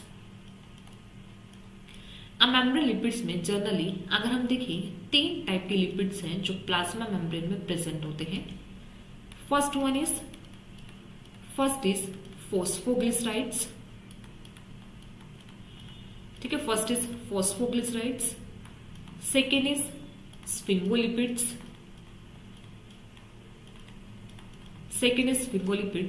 And third is sterols. ठीक है, phosphoglyceride, sphingolipids and sterols. Phosphoglyceride is a phospholipid.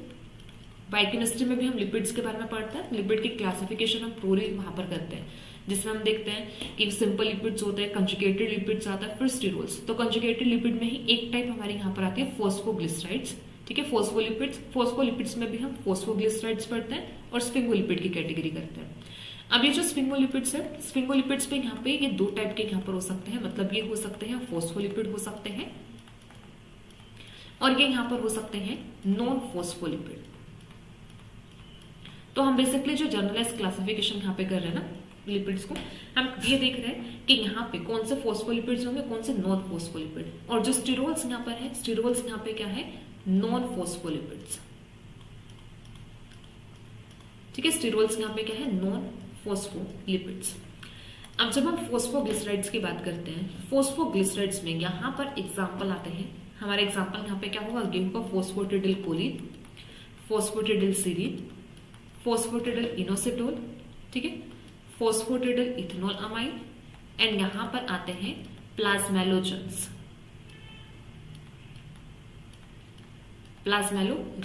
ये सब हमारे आते हैं फॉस्फोग्लिसराइड, फॉस्फोलिपिड्स में। अब स्फिंगोलिपिड में यहां पर जो एग्जांपल आता है फॉस्फोलिपिड है, बट वो है क्या, स्फिंगोलिपिड। ठीक है, यहां पर एग्जांपल होगा, यहां पर आता है स्फिंगोमाइलिन। यहां पर होगा। ठीक है, और जो नॉन फॉस्फोलिपिड यहां पर होंगे, यहां पर जैसे हमारा आ जाता है सिरामाइड यहां पर होंगी। जैसे अगर यहाँ पे क्या है, गैलेक्टोज प्रेजेंट है। ठीक है, जैसे यहाँ पे सेरिब्रोसाइड यहाँ पर आ जाते हैं, सेरिब्रोसाइड होगा, या फिर यहाँ पर क्या आ जाता है, गैंग्लियोसाइड। तो ये सब हमारे किस में आता है, नॉन फॉस्फोलिपिड में। सिरामाइड है, सेरिब्रोसाइड है, गैंग्लियोसाइड। स्टीरोल जो है, स्टीरोल में यहाँ पर होगा एग्जाम्पल, जैसे यहाँ पे कोलेस्ट्रॉल। ठीक है, यहाँ पर क्या होगा, कोलेस्ट्रॉल यहाँ पर होगा। स्टीरोल यहाँ पर आते हैं कोलेस्ट्रॉल। तो ये मेम्ब्रेन लिपिड्स में आता है कि फॉस्फोग्लिसराइड्स यहाँ पर होंगे, स्फिंगोलिपिड्स यहाँ पर है, एंड स्टीरोल्स यहाँ पर है। इसमें यहाँ पे फॉस्फोलिपिड्स में ये सब यहाँ पर आ जाता है। ये फॉस्फोलिपिड में स्फिंगोमाइलिन है, नॉन फॉस्फोलिपिड में सिरामाइड, सेरिब्रोसाइड, गैंग्लियोसाइड, एंड स्टीरोल में यहाँ पर आता है कोलेस्ट्रॉल। अब इसमें जैसे फर्स्ट हम यहाँ पर करते हैं, फर्स्ट यहाँ पर होंगे हमारे फॉस्फोग्लिसराइड्स।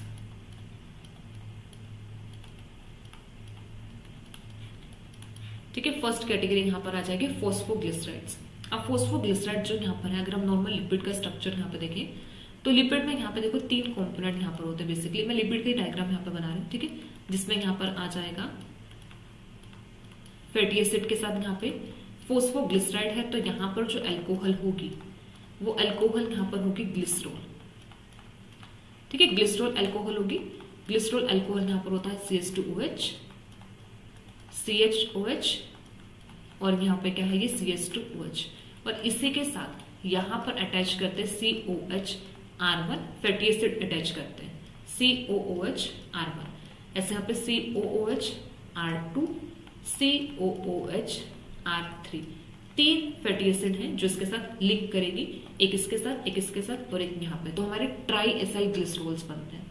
बट जब हम फॉस्फोग्लिसराइड्स की बात करते हैं तो यहाँ पर क्या होता है ना कि यहाँ पर जो ग्लिसरॉल है, ग्लिसरॉल के यहाँ पर 2 कार्बन पर, मतलब कार्बन नंबर 1, 2 पर R1, R2 2 fatty acid attach है, और जो थर्ड कार्बन यहाँ पर होता है इसके साथ यहाँ पर फॉस्फेट ग्रुप होता है और एक यहाँ पे एक्स ग्रुप होता है। तो अब ये जो स्ट्रक्चर यहाँ पे बना है कि हमारा फॉस्फोग्लिसराइड का स्ट्रक्चर यहाँ पे बना है। फॉस्फोग्लिसराइड में भी यहाँ पे देखो R1, R2 2 फैटी एसिड यहाँ पर है, थर्ड कार्बन पर अब फैटी एसिड प्रेजेंट ना होगी, यहाँ पर प्रेजेंट होता है फॉस्फेट ग्रुप और साथ में यहाँ पर क्या आता है एक्स ग्रुप यहाँ पर आता है। ठीक है, अब यहाँ पे 2 फैटी एसिड यहाँ पे अटैच है ना, तो इसलिए इनको बोला जाता है डाई एसाइल ग्लिसरॉल्स भी बोलते हैं, क्योंकि इनमें दो फैटी एसिड है तो ये डाई एसाइल बनेगा। ठीक है, डाई एसाइल यहाँ पे बनता है। और ये जो एक्स ग्रुप यहाँ पर है, ये एक्स ग्रुप यहाँ पर क्या हो सकता है, डिफरेंट हो सकता है। ये एक्स ग्रुप यहाँ पर कोलिन हो सकता है, ये एक्स ग्रुप यहाँ पर हो सकता है इथेनॉल अमीन। ठीक है, इथेनॉल अमीन हो सकता है।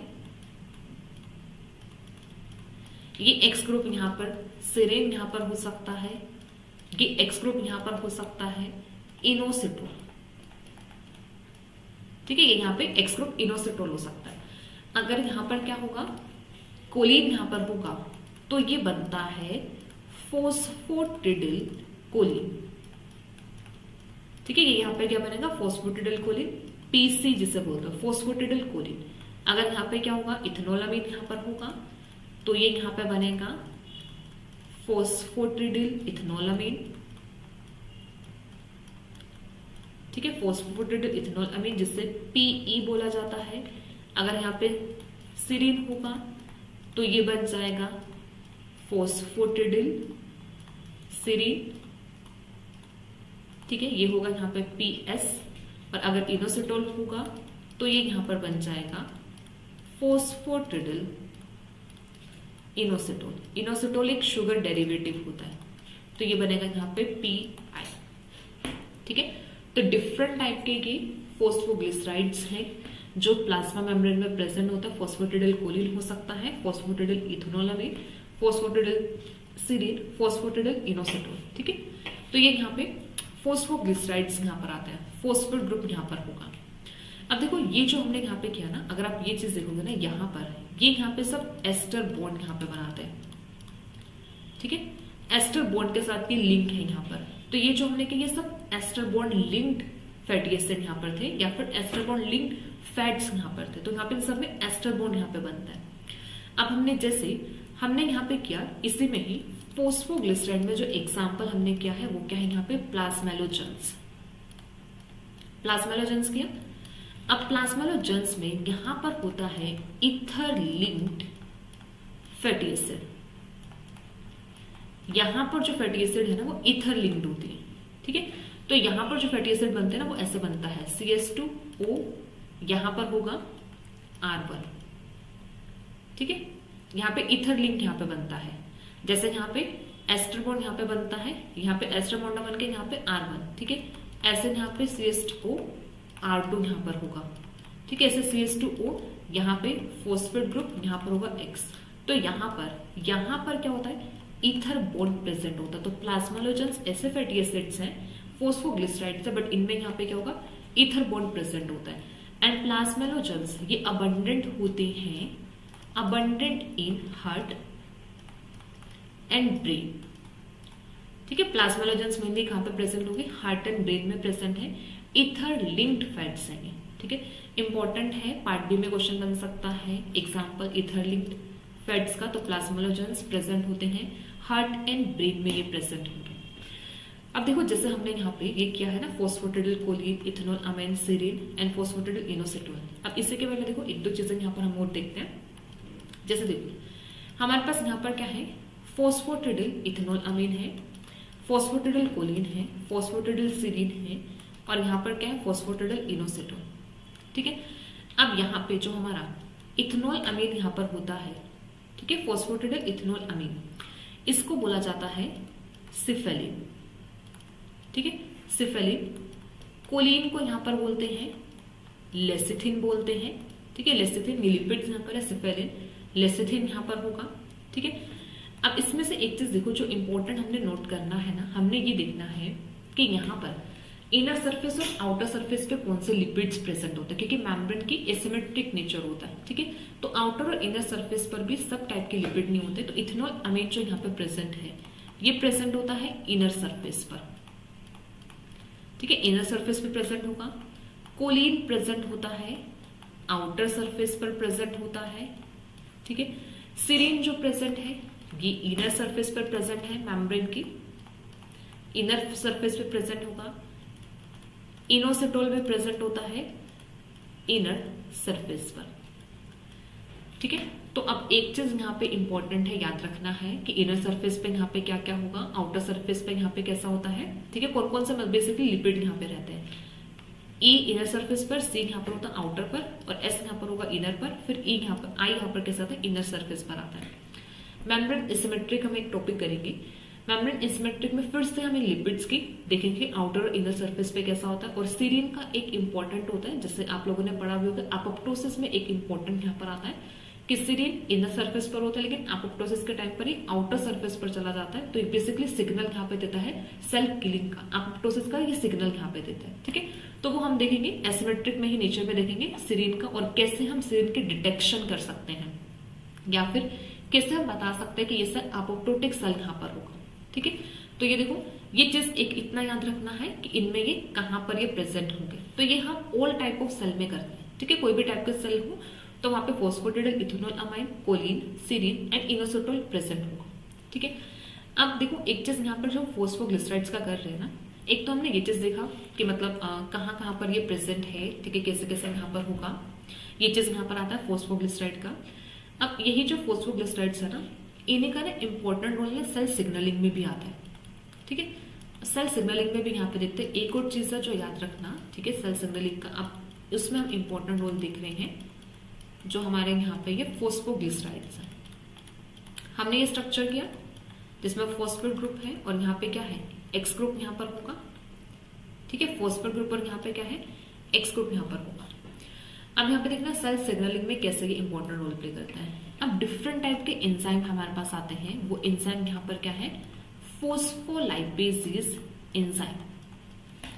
ठीक है, फोस्फोलाइपेजेस एंजाइम यहाँ पर होते हैं। फोस्फोलाइपेजेस एंजाइम का फंक्शन यहाँ पे क्या है, इन लिपिड मॉलिक्यूल्स को क्या करना, क्लीव करने का काम है फोस्फोलाइपेजेस।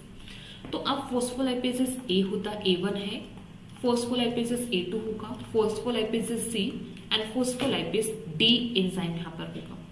ठीक है, अब बस हमने यहाँ पे क्लीवेज देखने कि वो कहाँ कहाँ पर क्लीव करता है। जैसे देखो यहाँ पर क्लीव करता है फोस्फोलाइपेज सी। ठीक है, फोस्फोलाइपेज सी यहां पर क्लीव करेगा फोस्फोलाइपेज डी क्लीव करता है। ठीक है, फिर उसके बाद यहां पर क्लीव करता है A1 एंड यहां पर क्लीव करता है A2। ठीक है, तो ये हमारे पास यहां पर आते हैं A1, A2, C and D phospholipases enzyme जो क्लीव करते हैं। ऐसे सेल सिग्नलिंग में जब हम पढ़ते हैं वहां पर हम करते हैं फोस्फोलाइपेजेस सी करते हैं। फोस्फोलाइपेजेस सी जैसा हमारा PIP2 को क्लीव करता है। PIP2 का मतलब यहाँ पे है कि जब हमारा X जो यहाँ पर होगा ना, अगर X हमारा यहाँ पर कैसा होता है, इनोसिटोल। ठीक है, इनोसिटोल तो बन जाता है फोस्फोटिडिल इनोसिटोल बन जाता है। ठीक है, तो जब फोस्फोटिडिल इनोसिटोल होगा X ग्रुप, तब फोस्फोलाइपेज सी एंजाइम आता है जो इसको क्लीव करता है हमारे IP3 में। ठीक है, IP3 में और डैग में, IP3 और डैग, जिसको IP3 डैग पाथवे भी बोला जाता है। GPCR सिग्नलिंग में हम पढ़ते हैं। बेसिकली IP3 डैग हमारे दोनों जगह आते हैं, GPCR में भी आता है, एंजाइम लिंक रिसेप्टर सिग्नलिंग में भी आता है। तो एक्चुअल में क्या होता है कि वहां पर जो फॉस्फोलाइपेज सी है वो क्लीव करेगा। क्लीव करने के बाद देखो यहाँ पर उसने क्लीव किया, तो अब ये जो रिमेनिंग पोर्शन बचता है ना, ये पूरा का पूरा ये यहाँ पे बचता है डाईएसाइल ग्लिसरॉल। ये पूरा का पूरा पार्ट जो बचेगा ये डाईएसाइल ग्लिसरॉल होगा। और यहाँ पर ये जो पॉइंट होगा ये यहाँ पे क्या बनता है, IP3 इनोसिटोल ट्राइफॉस्फेट। तो बेसिकली होता है जो फॉस्फोटिडोल इनोसिटोल होगा उसकी पहले फॉस्फोरिलेशन होते हैं PI3 काइनेस एंजाइम आते हैं जो फॉस्फोरिलेट करते हैं, जिससे यहाँ पे 2 फॉस्फेट ग्रुप की एडिशन होती है और उसके बाद फिर एक IP3 और डैग बन जाता है और फिर ये आगे रिलीज होके अपने अपने टारगेट मॉलिक्यूल को साथ जाके इंटरेक्ट करते हैं। ठीक है, तो ये हमारा यहाँ पे लिपिड्स के बारे में था कि लिपिड में यहाँ पे कौन कौन से प्रेजेंट होते हैं। ठीक है, प्लाज्मेलोजेंस है लिपिड में। अभी तक हमने फॉस्फोग्लिसराइड्स के बारे में देखा है। अभी हमारा स्फिंगोलिपिड्स रहता है, स्टिरोल्स यहाँ पर रहता है। ठीक है, ठीक है, स्फिंगोलिपिड्स देखते हैं नेक्स्ट। ये फॉस्फोग्लिसराइड्स था। फॉस्फोग्लिसराइड्स इन सेल सिग्नलिंग भी देख लिया। तो नेक्स्ट जो पार्ट अब हम देखते हैं ना, अब नेक्स्ट हमारा यहाँ पर आ जाता है सेकेंड स्फिंगोलिपिड्स।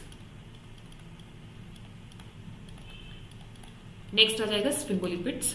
स्फिंगोलिपिड्स में जो अल्कोहल यहाँ पर होती है, अल्कोहल इज स्फिंगोसीड। ठीक है, स्फिंगोसीड अल्कोहल यहाँ पर होती है। ठीक है, अब स्फिंगोसीड अल्कोहल कुछ ऐसा स्ट्रक्चर होता है।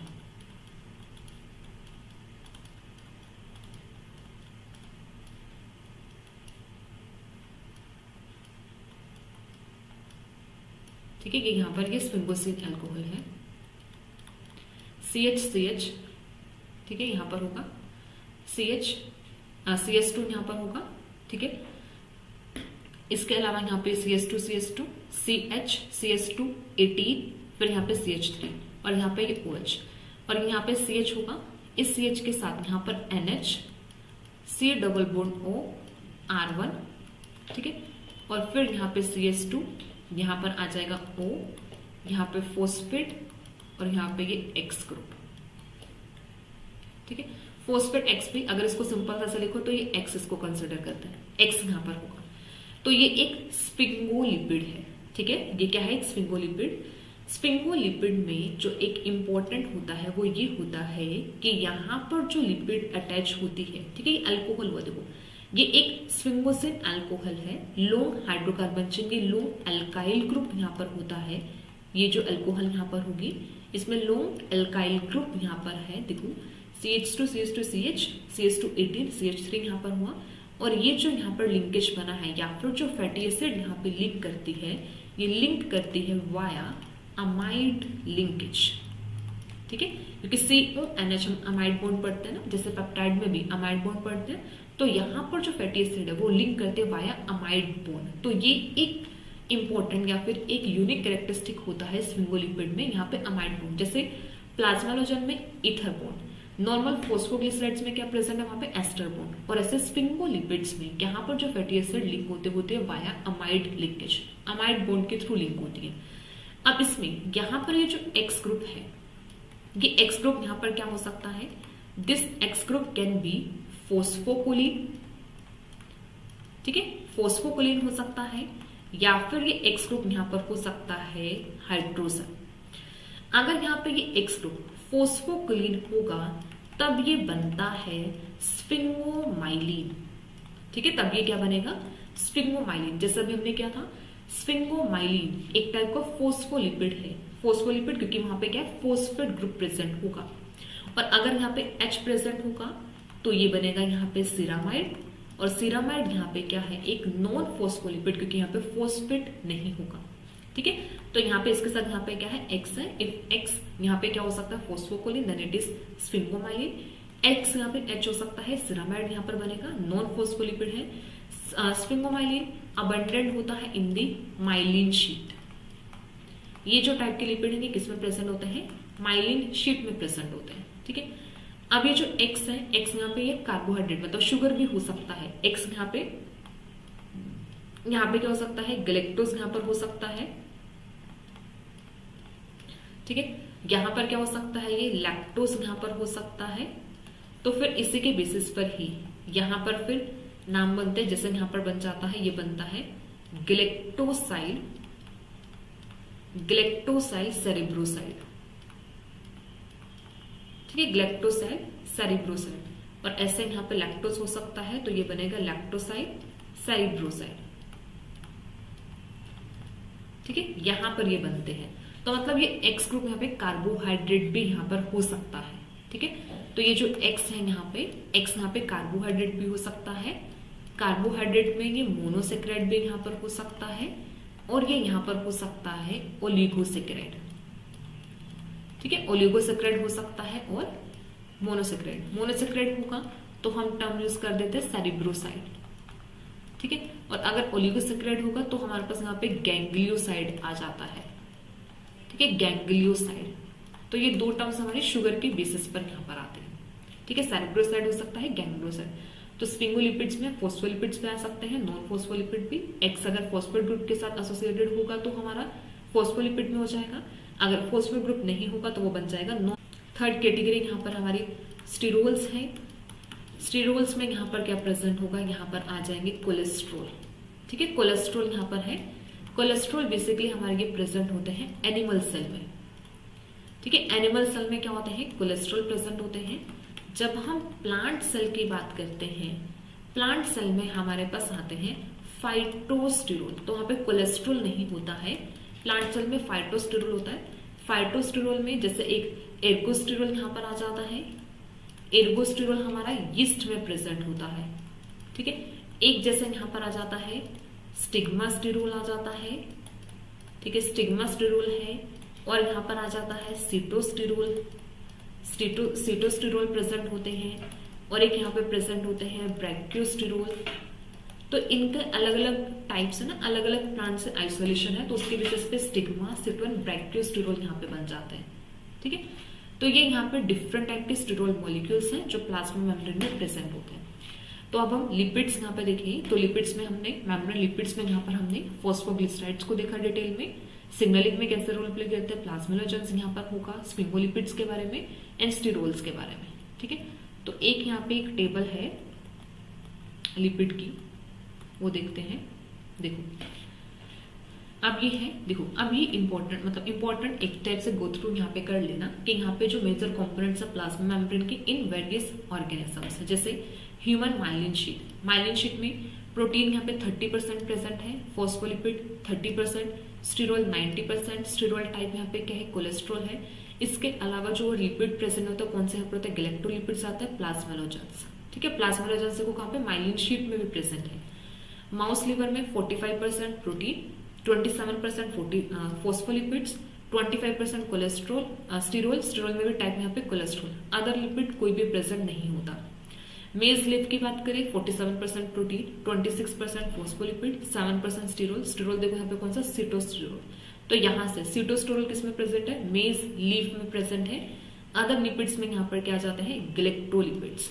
यीस्ट में 52, 7 एंड 4% यहाँ पे स्टीरोल है, स्टीरोल भी एर्गोस्टेरोल यहाँ पर होगा। अदर लिपिड्स इसके अलावा यहाँ पे try acyl glycerol, sterile asters यहाँ पर आते हैं। पैरामीशियम एक सिलिएटेड प्रोटिस्ट है, 56, 40 एंड 4 यहाँ पर होगा। इसमें भी स्टिग्मा स्टीरोल प्रेजेंट है। ठीक है, स्टिग्मा स्टीरोल यहाँ पे पैरामीशियम में। इक्वली बैक्टीरिया है, बैक्टीरिया में कोलेस्ट्रॉल अब्सेंट होता है, तब यहाँ पे देखो 0% है। बैक्टीरिया में कोलेस्ट्रॉल अब्सेंट होता है, इन प्लेस ऑफ कोलेस्ट्रॉल वहां पे मॉलिक्यूल्स होते हैं, होपोनोइड्स मॉलिक्यूल्स होते हैं। ठीक है, स्टीरोल्स अब्सेंट होता है इन दी बैक्टीरिया, इक्वली होपोनोइड्स मॉलिक्यूल्स प्रेजेंट होता है बैक्टीरिया में। ठीक है, तो प्रोटीन 75, फॉस्फोलिपिड्स यहाँ पे 25% प्रेजेंट होते हैं। तो ये हमारा मेजर कंपोनेंट यहाँ पे थे प्लाज्मा मेम्ब्रेन के डिफरेंट ऑर्गेनल्स में कौन कौन से कंपोनेंट यहाँ पे प्रेजेंट होते हैं। एक ये स्ट्रक्चर है, चलो ये इस मैट्रिक में ही करेंगे। ठीक है, चलो आज हम इतना ही रखते हैं। ठीक है, तो आज की लाइव क्लास में जो हमने यहाँ पे किया है, हमने यहाँ पे देखा है यहाँ पे लिपिड्स के बारे में। ठीक है, मेम्ब्रेन स्ट्रक्चर यहाँ पे देखा, मेम्ब्रेन स्ट्रक्चर में ये बेसिक्स क्लियर किए हैं। ठीक है, हमने यहाँ पे बेसिक्स कंप्लीट किए हैं मेम्ब्रेन की। और इसके अलावा हमने यहाँ पे मेम्ब्रेन स्ट्रक्चर में लिपिड्स हमारा कंप्लीट हो गया। ठीक है, लिपिड्स कंप्लीट हुआ है। अभी हम मेम्ब्रेन कॉम्पोजिशन में लिपिड कंप्लीट हुआ है। कल को क्लास होगी, तो आपका नेक्स्ट क्लास में हम इसके आगे फर्दर कंटिन्यू करेंगे, जिसमें हम प्रोटीन्स के बारे में करेंगे। ऐसे ही इंट्रिंसिक एक्सट्रिंसिक प्रोटीन के examples, single pass protein, multi pass protein, उनके एग्जांपल्स कैसे होते हैं, प्रोटीन्स की आइसोलेशन है, ये सब पूरा का पूरा पार्ट हमारा मेम्ब्रेन प्रोटीन में डिटेल में जाएगा। फिर एसिमेट्रिक नेचर होगा, फिर मेम्ब्रेन फ्लूइडिटी है, मेम्ब्रेन फ्लूइडिटी में मतलब कोलेस्ट्रॉल वगैरह ये सब हम पूरा कंप्लीट यहाँ पे करेंगे, तो हमारा मेम्ब्रेन स्ट्रक्चर वाला जो पार्ट है वो कंप्लीट हो जाएगा। सो आज इतना ही रखते हैं, ठीक है। इसके बाद फिर हम नेक्स्ट क्लास में कंटिन्यू करेंगे। सो thank you so much everyone. I hope ये लेक्चर आप लोगों के लिए हेल्पफुल रहेगा। तो ये एक रिवीजन सीरीज है और ये रिवीजन सीरीज हमारी ऐसे ही कंटिन्यू रहेगी अब, ठीक है। अभी सेल बाय यूनिट है, इसको ऐसे ही हम कवर करेंगे। थोड़ा सा फास्ट लेक्चर्स के चलेंगे क्योंकि जल्दी से जल्दी आपकी यूनिट कवर करने का ट्राई यहाँ पर होगा कि बिफोर एग्जाम आप लोग अच्छे से रिवाइज कर लो। So thank you so much everyone.